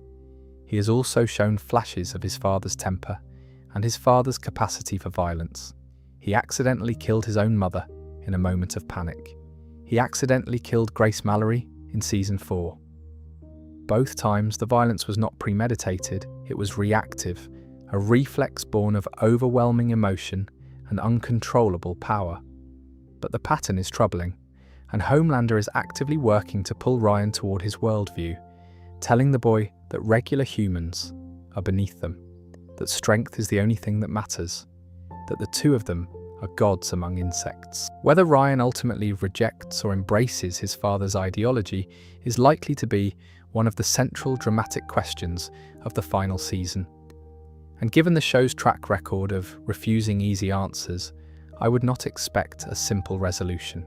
Let me take a little detour here and talk about some of Homelander's most iconic moments in the show, because I think they illustrate his character better than any analysis I could offer. These are the scenes that stick with you, the ones that define who he is. The airplane scene in Season 1 is probably the most important single scene in the entire series for understanding Homelander. A passenger plane has been hijacked by terrorists. Homelander and Queen Maeve are sent to rescue the passengers. But Homelander, in his attempt to dispatch the hijackers, accidentally destroys the flight controls with his heat vision. The plane is doomed.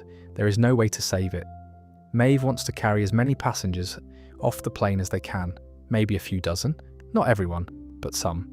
And Homelander refuses. He says if they save some, but not all, the survivors will go on television and talk about how Homelander failed, how he could not save everyone, and he would rather let every single person on that plane die than allow that narrative to exist. So he flies away, he leaves them. And later, at a press conference, he uses the tragedy he caused to argue that superheroes should be deployed in the military, so that incidents like this can be prevented in the future.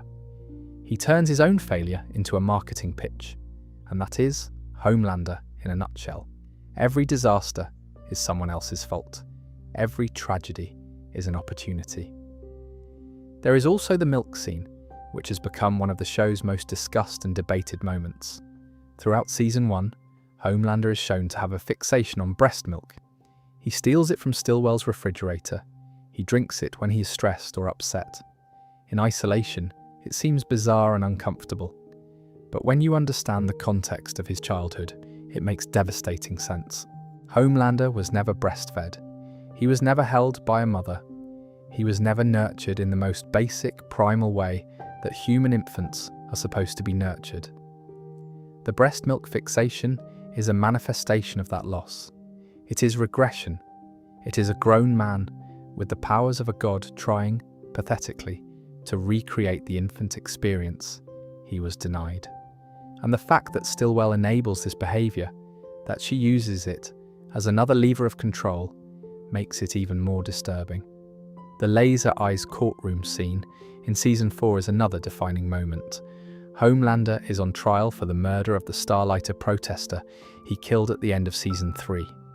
He is acquitted, and as he walks out of the courthouse, he sees his supporters cheering wildly. The camera lingers on his face, and you can see the calculation happening. He has spent his whole life worried about what people think of him, and now he realizes that a significant portion of them will support him no matter what he does. It is the look of a man discovering that the rules do not apply to him anymore. Not because he has broken them, but because the people who are supposed to enforce them have chosen not to. And then there is the mirror scene in Season 3, which I mentioned briefly earlier but want to revisit because it is, in my opinion, the single best piece of acting in the entire series. Homelander is alone in his room at Vought Tower. He walks to the mirror and starts talking to his reflection. At first it is self-encouragement. He tells himself he is strong. He tells himself he does not need anyone. But then the reflection starts talking back. And it is crueler than Homelander, more honest. It tells him that nobody has ever loved him. It tells him that Stillwell used him, that Stormfront used him, that even Vought sees him as nothing more than a product. It challenges him to stop pretending, to stop performing, to just be what he really is. And what he really is, the reflection suggests, is something far worse than anyone imagines. Anthony Starr plays both sides of this conversation, and the shift between vulnerability and menace is so seamless that you forget you are watching one actor. It is a masterclass in performance, and it reveals the depth of Homelander's psychological fracture in a way that no amount of plot exposition could achieve. I also want to talk about the scene where Homelander visits the lab where he was raised, which happens in Season 4, Episode 4, titled Wisdom of the Ages. This is the episode that most directly confronts his origin story. Homelander returns to the facility and finds some of the scientists who were responsible for his childhood experiments still working there. He forces one of them, Barbara Findlay, to recount the details of his birth. She describes how he killed his mother by lasering his way out of the womb.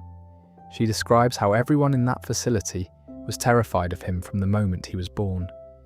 And you can see two things happening simultaneously on Homelander's face.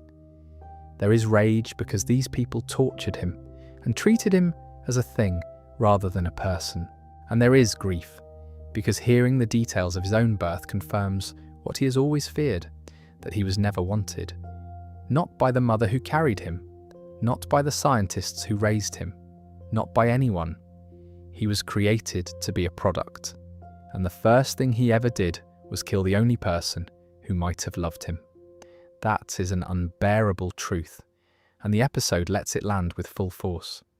These scenes work so well because they never ask you to forgive Homelander. They never excuse his actions. What they do is make you understand the mechanism. They show you the gears turning inside a broken machine and let you see exactly where the damage was done.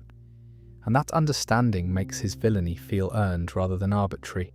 Every horrible thing he does connects back to something horrible that was done to him, which does not make it okay, but it makes it real. Let me also spend some time talking about the teams and factions that orbit Homelander's story, because they add a lot of context to the world he inhabits. Payback was the premier Vought superhero team before the Seven.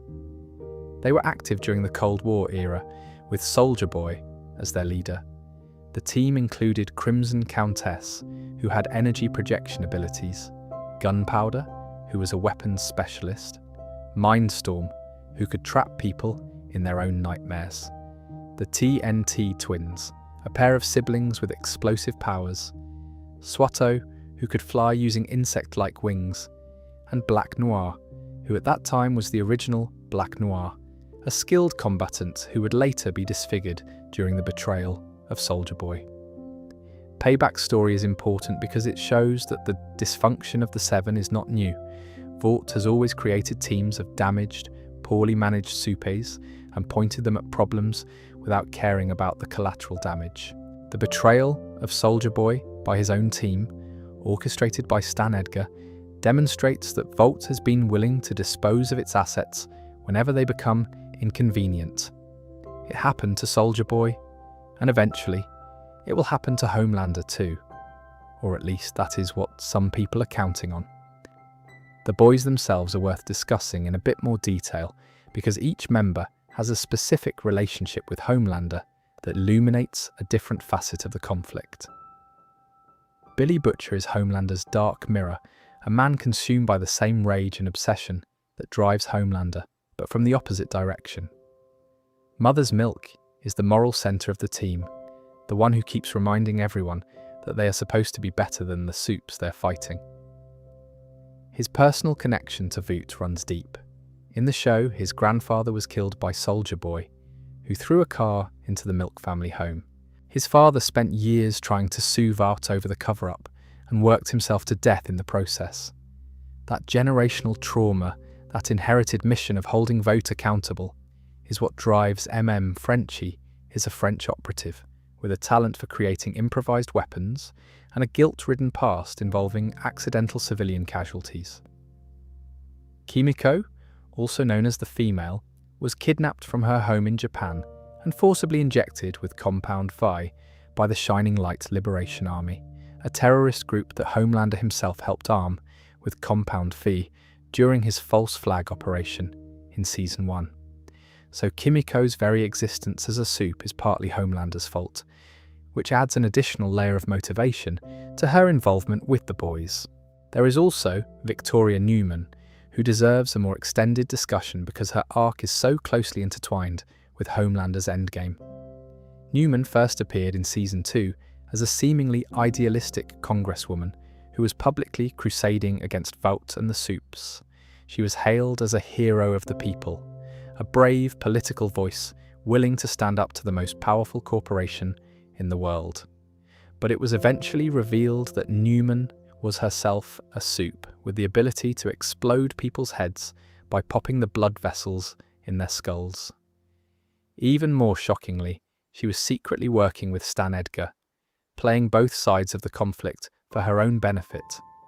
By Season 4, Newman had become the Vice President of the United States, positioned by Sage's plan to become president after Singer's assassination. But Newman was never truly loyal to Homelander. She cooperated because she had no choice, because Homelander threatened her daughter Zoe a young girl who was also a supe. In the season 4 finale, Noman finally tried to switch sides and help the boys. She was about to provide crucial testimony and assistance against Homelander when Butcher killed her, tearing her apart with his monstrous new abilities. Her death, perhaps the most tragic in the entire series, demonstrated the show's central cruelty. In the world of the boys, trying to do the right thing at the last minute does not earn you a redemption arc. It earns you a brutal death at the hands of someone who should have been your ally. The Vought cinematic universe within the show is another delightful piece of world building that I want to mention. In the same way that our world has Marvel movies and DC films, the world of the boys has Vought Studios producing blockbuster films about its superheroes. There are movies about Homelander, about the Seven, about their fabricated adventures. There is even a Vought theme park. The show uses these fictional films and entertainment properties to satirize the real-world superhero industrial complex. In one memorable subplot, Vought is trying to produce a movie called Dawn of the Seven, and the production is beset by creative clashes, corporate interference, and the inconvenient fact that several of the heroes it depicts are actively committing crimes.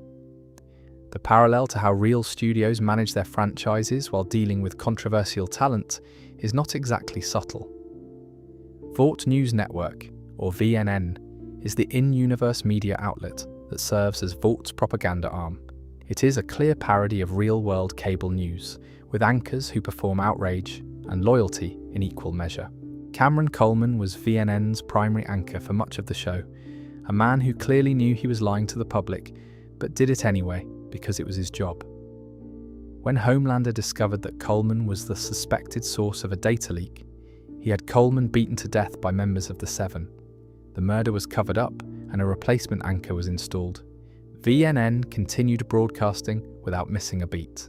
In Season 4, Firecracker, the right-wing media personality, recruited into the Seven, essentially takes over VNN's role, hosting a show called The Truth Bomb with Firecracker that spreads disinformation and stokes rage against starlighters and other dissenters.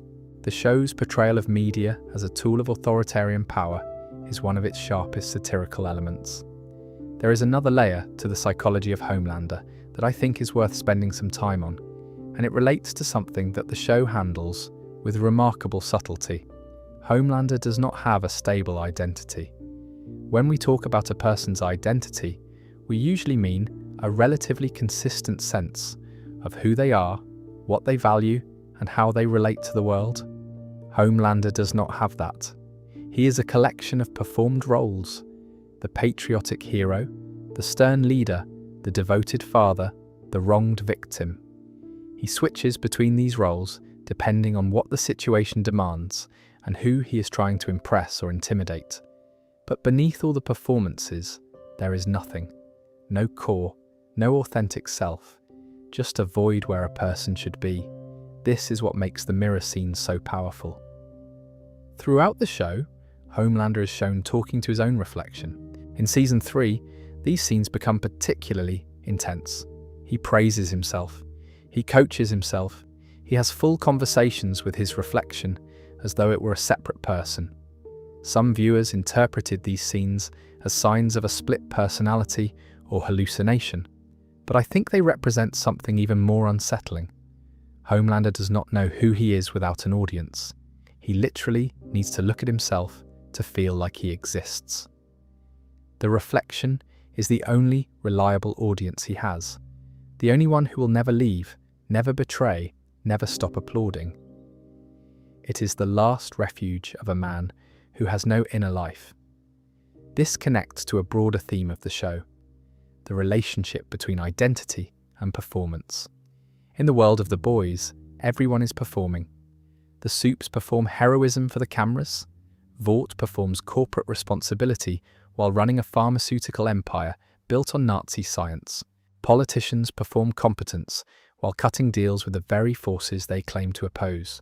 Even the boys themselves perform toughness and solidarity, while each of them is dealing with profound personal trauma beneath the surface. The entire world of the show is built on layers of performance, and Homelander is the ultimate expression of that. He is pure performance with nothing underneath. Let me shift now to talking about the wider world of The Boys, because Homelander's story does not exist in a vacuum, and there are some fascinating corners of this universe that are worth exploring as we wind down for the evening. Vought International, the company at the centre of everything, is one of the most well-constructed fictional corporations in modern media. It functions simultaneously as a defence contractor, a pharmaceutical giant, a media conglomerate, and an entertainment empire. Vought produces movies about its heroes. It runs a theme park called Voughtland. It manages merchandising deals for every member of the Seven. It operates a 24-hour news network that controls the narrative around supes. And underneath all of that, it is still, fundamentally, a drug company. Its real product is Compound V, and everything else, the movies, the merchandise, the hero worship, is just marketing. The show draws parallels to several real-world corporations. Vaught's control over superhero entertainment mirrors Disney's dominance of the Marvel franchise. Its involvement with the military mirrors companies like Lockheed Martin and Raytheon. Its secretive pharmaceutical practices mirror controversies surrounding companies in the real-world pharmaceutical industry. And its media manipulation mirrors the way major conglomerates shape public discourse through the outlets they own. The Boys does not point at any one real company and say this is you. Instead, it creates a composite that reflects the worst tendencies of all of them. Something that I think is really interesting, and I did not fully appreciate until I started looking into it more carefully, is the internal culture of Vought as depicted in the show. The employees of Vought are not all evil. Many of them are just people doing their jobs. Ashley Barrett, who rises from a nervous publicist in Season 1 to the CEO of Vought by Season 4, is a perfect example. Ashley is not malicious. She is terrified. She knows that Homelander could kill her at any moment, and she copes by being obsequiously compliant. She does whatever he asks, she covers up whatever he does, she manages the public narrative with the manic energy of someone who knows that one wrong move means death. By the end of Season 4, when she discovers that Homelander has put her name on a kill list, she injects herself with Compound V in a desperate bid for survival. It is a darkly sympathetic moment. Ashley is a coward, but she is a coward because the world she lives in has made courage suicidal. The show's spin-off series, Gen V, expands the world further by focusing on Godolphin University, an exclusive college for young supes. The school is run by Vought and serves as a pipeline for future Seven members and other high-profile heroes. But it also houses a secret underground laboratory called the Woods, where students with inconvenient or unmarketable powers are experimented on. The show follows a group of students who discover the truth about the Woods and the experiments being conducted there, including the development of the soup-killing virus. Gen V is set in the same timeline as The Boys, and events from the spin-off directly affect the main show. At the end of Gen V's second season, several of the student characters are conscripted to join the fight in The Boys Season 5. Kate Dunlap and Sam Riordan, two of Gen V's main characters, side with Homelander's regime. Others join the resistance. The spin-off also fills in lore about how Compound V affects young adults differently than babies, and it explores the social dynamics of a world where superpowers are common but still stratified by corporate branding and marketability. I also want to mention the animated anthology series, The Boys Presents Diabolical, which aired in March of 2022. Each episode is a standalone story set in the world of The Boys, with different animation styles and tones. The most significant episode for Homelander's story is the season finale, titled 1 + 1 = 2, which serves as a prequel showing a young Homelander making his debut as a member of the Seven. The episode reveals the systematic torture and conditioning he endured as a child, including being forced to fight armed guards and endure painful surgeries to test the limits of his abilities. It also shows his first interaction with Madeline Stillwell, who manipulates him from their very first meeting. The episode confirms that Homelander was never given a chance to be anything other than what he is. The machinery of Vought was in motion from day one. There is also a detail from the animated series that I think is worth mentioning. In one episode, Homelander witnesses a drug-induced accident during a promotional stunt that kills two supes. Rather than address the situation honestly, Homelander, Queen Maeve, and another hero named Jack from Jupiter fabricate a cover story, blaming the deaths on a fictional Cold War satellite controlled by an evil entity they make up on the spot. The watching crowd eagerly believes it. This little moment encapsulates the entire dynamic of the show. The heroes lie, the corporation covers it up, the public, desperate to believe in their idols, accepts it without question, and the cycle continues. Let me talk now about what we know is coming. Season 5. The final chapter. The fifth and final season of The Boys is set to premiere on April 8th, 2026 on Amazon Prime Video. The first 2 episodes will drop on premiere day, with subsequent episodes releasing weekly.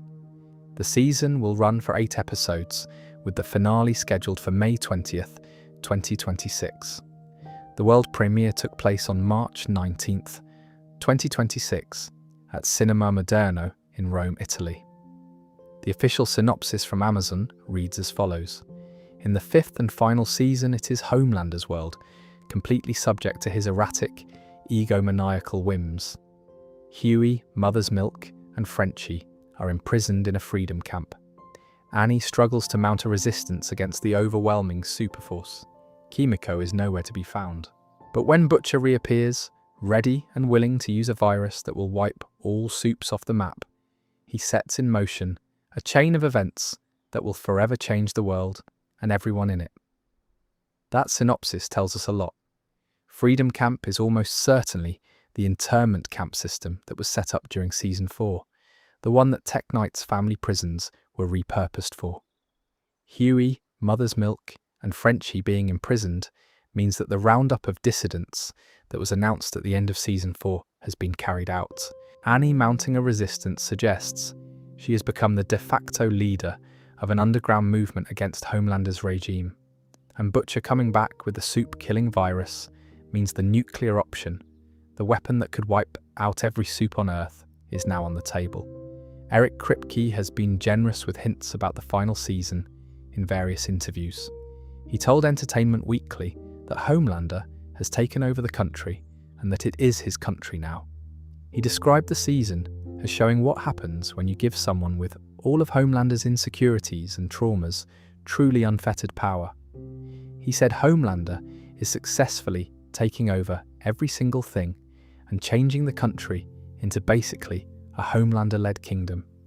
He also confirmed that Jensen Ackles will return as Soldier Boy in a significant role. Kripke said there is a lot of father-son emotion between Soldier Boy and Homelander that was never fully explored, and that Season 5 will dig into that relationship much more deeply. He mentioned that Soldier Boy is driven to kill Butcher after Butcher betrayed him in Season 3, so he has switched sides and is now aligned with the supes rather than against them. This sets up a fascinating dynamic where Homelander and his estranged father are fighting on the same side for the first time, but for entirely different reasons. Kripke also said that Butcher is completely committing to being a monster in the final season.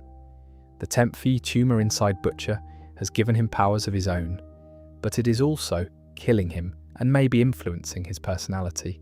The manifestation of Joe Kessler, the hallucination that encouraged Butcher's darkest impulses throughout Season 4, seems to have taken a firmer hold. Kripke hinted that the question of whether Butcher can be redeemed or whether he has gone too far will be central to the final arc. For Huey, Kripke said the character is solidly learning what it means to be human. Huey's journey from a timid, traumatized bystander to someone capable of standing up to gods has been the emotional backbone of the show, and the final season will bring that journey to its conclusion. The cast for Season 5 includes all the returning regulars: Carl Urban, Jack Quaid, Anthony Starr, Erin Moriarty, Jesse T. Usher, Laz Alonso, Chase Crawford, Toma Capone, Karen Fukuhara, Nathan Mitchell, Colby Minify, Cameron Cravetti as Ryan, Susan Hayward as Sister Sage, Valerie Curry as Firecracker, Jeffrey Dean Morgan, and Jensen Ackles. New additions include Davy Diggs, Misha Collins, Jared Padalecki, and Seth Rogen.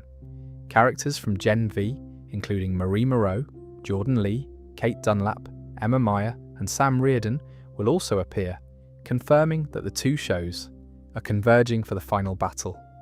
Filming began on November 25th, 2024, and wrapped on July 1st, 2025. The first episode is titled 15 Inches of Sheer Dynamite, which is very on brand for a show that has never been afraid to be provocative. Now, one of the biggest questions heading into the final season is how Homelander's story will end. In the comics, as I mentioned, he is killed by Black Noir in a brutal fight at the White House. But the show has already ruled out that specific ending by making Black Noir a completely different character. So what happens instead? There are several possibilities. Some fans believe Butcher will kill Homelander, which would bring their rivalry to its logical conclusion, but might also mean Butcher dies in the process, given his deteriorating health. Others believe Ryan will be the one to stop his father, which would complete the nature versus nurture arc by having the son raised with love defeat the father raised without it. Others think the soup-killing virus will be deployed, leading to a mass depowering event that strips not just Homelander, but all supes of their abilities, fundamentally changing the world. Kripke has said that the show needs its own ending, separate from the comics. He has also said that the Amazon series has never been afraid to diverge from the source material when the story calls for it. So while the comics can give us hints, they cannot give us certainty. What I will say is that however it ends, Homelander's story is one of the great villain arcs in modern fiction. From his horrifying birth to his tortured childhood, from his manufactured fame to his genuine isolation, from his desperate need for love to his willingness to destroy the world when love is withheld. He is a character who makes you feel uncomfortable, not because he is inhuman, but because he is deeply, painfully human.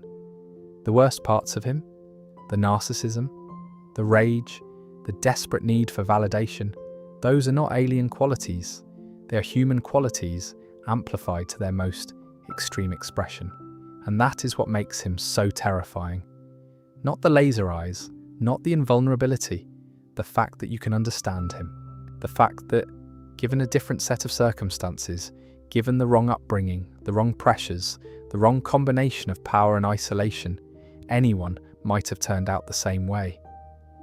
The show asks us to look at Homelander and see not a monster, but a mirror, and that is its genius. Before I start wrapping up, I want to share a few more interesting tidbits and details that I came across during my research, because I think they are the kind of thing you might enjoy hearing about as you drift off. Anthony Starr, the actor who plays Homelander, is from New Zealand.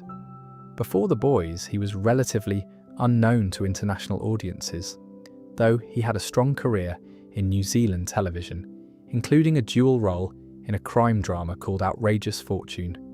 His casting as Homelander was something of a revelation.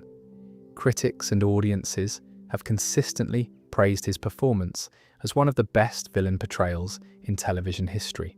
What makes his work so remarkable is the range he brings to the role. He can go from terrifying to pathetic, to charming, to heartbreaking within a single scene. There are moments where you genuinely feel sorry for Homelander, and then seconds later, he does something so monstrous that the sympathy curdles into horror. That emotional whiplash is entirely the product of Starr's performance, and the show would not work without it. Kripke has talked about how much Starr brings to the role that is not on the page. He has said that scenes which were written as straightforward villainy become something much more complex and layered when Starr performs them. There is a scene in Season 1 where Homelander is drinking breast milk, and on paper it is bizarre and a little disgusting. But in Star's hands, it becomes a devastating portrait of a man regressing to infancy, seeking the maternal comfort he was never given. That is the kind of alchemy that separates a good show from a great one. Another interesting production detail is that the show's depiction of Vaught's corporate culture is heavily inspired by real-world corporate America. The writers' room studied how companies like Disney manage their public-facing brands, how defense contractors lobby Congress, and how pharmaceutical companies control the narrative around their products. The result is a fictional corporation that feels unnervingly real. When you watch Vought executives spin a crisis into a marketing opportunity, or when you see Ashley Barrett frantically rewriting talking points while Homelander commits murder in the next room, it does not feel like satire, it feels like documentary. The show has also been surprisingly prescient in its political commentary. Several storylines that seemed like exaggeration when they were written ended up mirroring real-world events by the time they aired. Kripke has talked about this in interviews, saying there have been multiple situations where the writer's room came up with a storyline that they thought was pushing the boundaries of believability, only for reality to outdo them before the season premiered. He has joked that reality keeps outdoing them in how insane things are. The Homelander character has also become a significant presence in gaming and popular culture outside the show. He appeared as a playable character in the video game Mortal Kombat 1 in 2023, modelled after Anthony Starr and voiced by actor Jake Green. There was also a collaboration with the Call of Duty franchise, where Homelander, Black Noir and Starlight became playable characters in Call of Duty, Modern Warfare 2 and Warzone. The collaboration was promoted through a trailer released on the in-universe Vought International YouTube channel, which depicted the event as taking place within the show's continuity. Something I find genuinely touching is the way the fan community has engaged with Homelander as a character. Despite being a villain, he has become one of the most popular and discussed characters in modern television. Fan art, cosplay, analysis videos, and character study essays about Homelander are everywhere. And the conversations around him are not shallow. People genuinely grapple with the question of whether Homelander deserves sympathy, whether his childhood makes him a victim as well as a perpetrator, whether the system that created him bears more responsibility than the man himself. These are not easy questions, and the fact that a superhero show on a streaming service is inspiring that level of moral and philosophical engagement speaks to the quality of the writing and the performance. The Broader Boys franchise is continuing to expand even as the main show approaches its conclusion. In addition to Gen V, which has aired 2 seasons, there are 2 more spin-offs in development. One is called The Boys Mexico, which will explore the Boys universe in a Latin American context. The other is called Vought Uprising, which is described as a prequel that will take the story back to the early days of Vought and the first generation of supes. This means that even after the main show ends, the world that Homelander inhabits will continue to be explored, offering more opportunities to fill in the lore and expand the mythology. I want to mention one more thing about the world building of The Boys that I think is really clever, and it connects back to something we discussed earlier about Compound 5. The show establishes that the worldwide ratio of normal humans to supes is roughly 1 to 10 million. That means there are approximately 800 supes in the entire world. That is a remarkably small number. It means that for all of Vought's power and influence, their product is actually incredibly rare. This scarcity is what makes each individual supe so valuable to Vought, and it is also what makes Homelander's position so unassailable. There is nobody who can replace him. There is nobody who can match him physically. And as long as that remains true, his power is essentially absolute. The one exception, the one variable that could change that equation, is Ryan. Ryan is the first naturally born supe in the world. He was not injected with Compound V. He inherited his powers genetically from Homelander. This makes him unique in the entire history of the franchise, and it raises the possibility that Ryan might one day be as powerful as his father, or even more powerful. If that happens, and if Ryan ultimately chooses to oppose Homelander rather than join him, the dynamic of the entire world changes. For the first time, there would be someone who can stand up to Homelander on his own terms. Whether that happens in Season 5 remains to be seen, but the pieces are in place for it. All right, I have been talking for a while now, and I think it is time to start winding down. But before I go, let me cover a few more things that I think are worth knowing. The relationship between Homelander and the Deep is one of the show's most quietly devastating dynamics. The Deep is, by any measure, the most pathetic member of the Seven. His powers are limited to aquatic communication and enhanced swimming. He is not particularly strong, not particularly smart, and not particularly brave. He is kept around because Vought needs a full roster and because his aquatic branding fills a marketable niche. Homelander treats the Deep with open contempt, humiliating him in meetings, mocking his abilities, and using him as a punching bag whenever he needs to vent frustration. And the Deep takes it. He takes all of it, because the alternative, standing up to Homelander, means death. The Deep's obedience is not loyalty, it is survival, and the show uses him to illustrate how authoritarian systems create compliant subjects. You do not need to convert people to your cause. You just need to make the cost of resistance high enough that they stop resisting. The Deep has stopped resisting so completely that he has forgotten there was ever anything to resist. He is the perfect citizen of Homelander's America. The Homelander and Starlight dynamic is equally fascinating, but for opposite reasons. Annie January is everything Homelander is not. She is genuine where he is performative. She is compassionate where he is cruel. She has a real moral foundation where he has only a manufactured one. And she is not afraid of him. Not in the way that matters.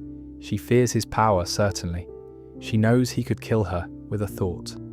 But she does not fear him as a person. She sees through him.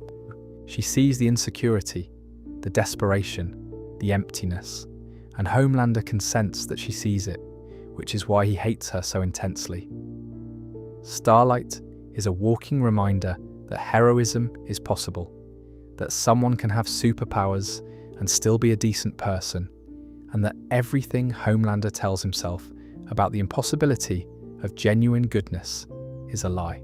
She is his opposite, and she is the proof that his worldview is wrong.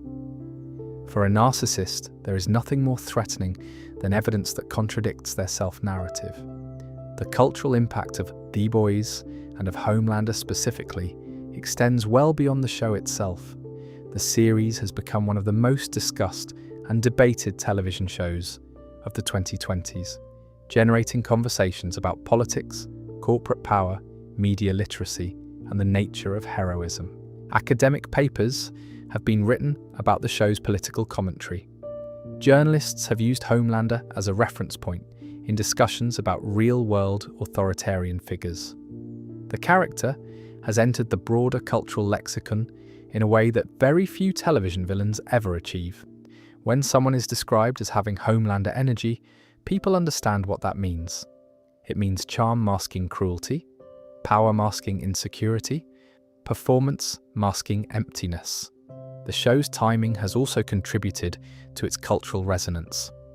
The first season premiered in 2019, and each subsequent season has arrived during a period of significant political and social upheaval. The parallels between the show's fictional world and real-world events have become increasingly pronounced, to the point where Kripke has said that the writers sometimes cannot keep up with reality. Plotlines that seemed like exaggeration when they were conceived end up feeling prescient by the time they air. The show did not predict the future, but it did capture the underlying dynamics that produce chaotic political moments. The worship of strongmen, the erosion of institutional trust, the polarization of media, the weaponization of populist rage, and by dramatizing those dynamics through the lens of superheroes and corporations, it made them visible in a way that straightforward political commentary often fails to do. The fact that the show is ending with season 5 feels significant. Kripke has said he always knew the story had a finite arc, and he did not want to stretch it beyond its natural conclusion.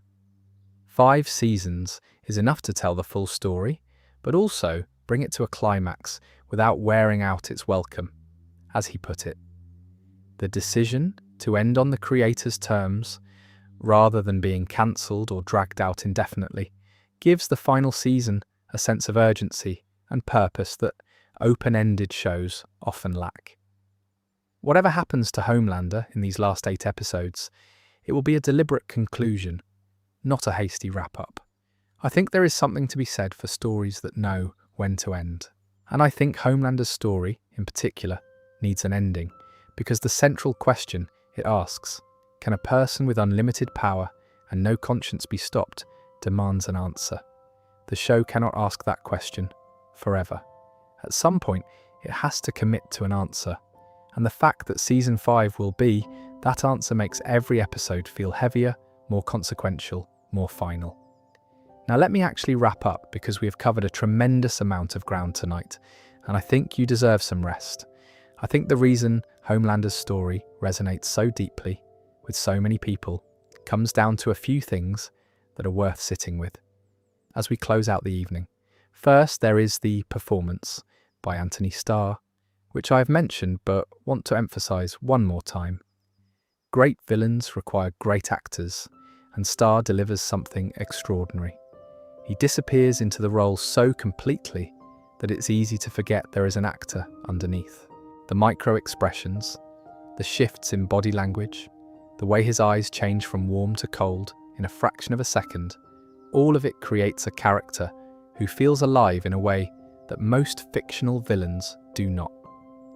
There is a moment in season 2 where Homelander is standing on a rooftop, alone, staring out at the city, and his face cycles through half a dozen emotions in the span of about 10 seconds.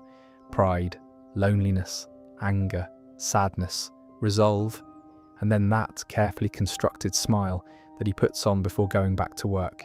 No dialogue, no narration, just an actor revealing the inner life of a character through pure physical performance.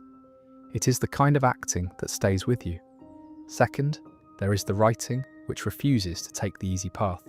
A lesser show would have made Homelander purely evil, a mustache-twirling villain with no redeeming qualities and no internal logic beyond I want power. The Boys makes him comprehensible. Not sympathetic, necessarily, though there are moments where sympathy creeps in against your better judgment, but comprehensible. You understand why he does what he does. You understand the chain of events that made him this way. And that understanding makes the horror more effective, not less. Because a monster you cannot understand is just a monster. A monster you can understand is a warning. Third, there is the timing. The Boys arrived at a cultural moment when audiences were deeply skeptical of institutions, of corporations, of media narratives, of the very concept of heroism. The Marvel Cinematic Universe had spent a decade telling stories about good people doing good things with great power. The Boys showed up and asked, what if that is all a lie? What if the heroes are products? What if the corporation is the villain? What if the most dangerous person in the room is the one with the biggest smile and the most inspiring speech? Those questions hit different in an era of manufactured authenticity and curated public personas. Homelander is the Instagram influencer taken to his logical extreme. All performance, no substance, and terrifyingly popular because of it. And fourth, which I think matters the most, is the tragedy.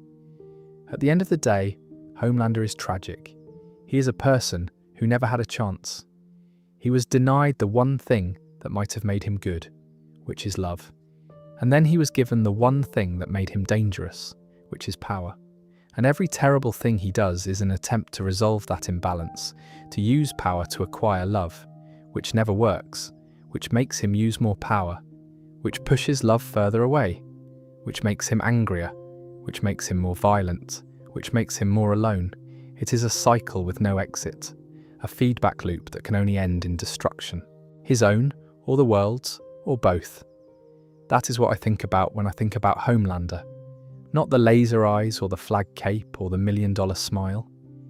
I think about a little boy in a lab, curled up with a blanket, listening to stories about Davy Crockett, dreaming about a life in the woods. A life he would never have. A life that was stolen from him before he was old enough to know what he was losing. And I think about how that little boy is still in there, somewhere, buried under decades of conditioning and violence and performance, still waiting for someone to hold him and tell him he is enough, still waiting for a love that will never come. I think it comes down to this. Homelander is a character who has everything and nothing. He has the power of a god, but he has the emotional stability of a child. He has the adoration of millions, but he has never once been genuinely loved. He can fly, he can destroy buildings with a glance, he can survive anything the world throws at him, but he cannot sit in a room by himself without talking to his own reflection.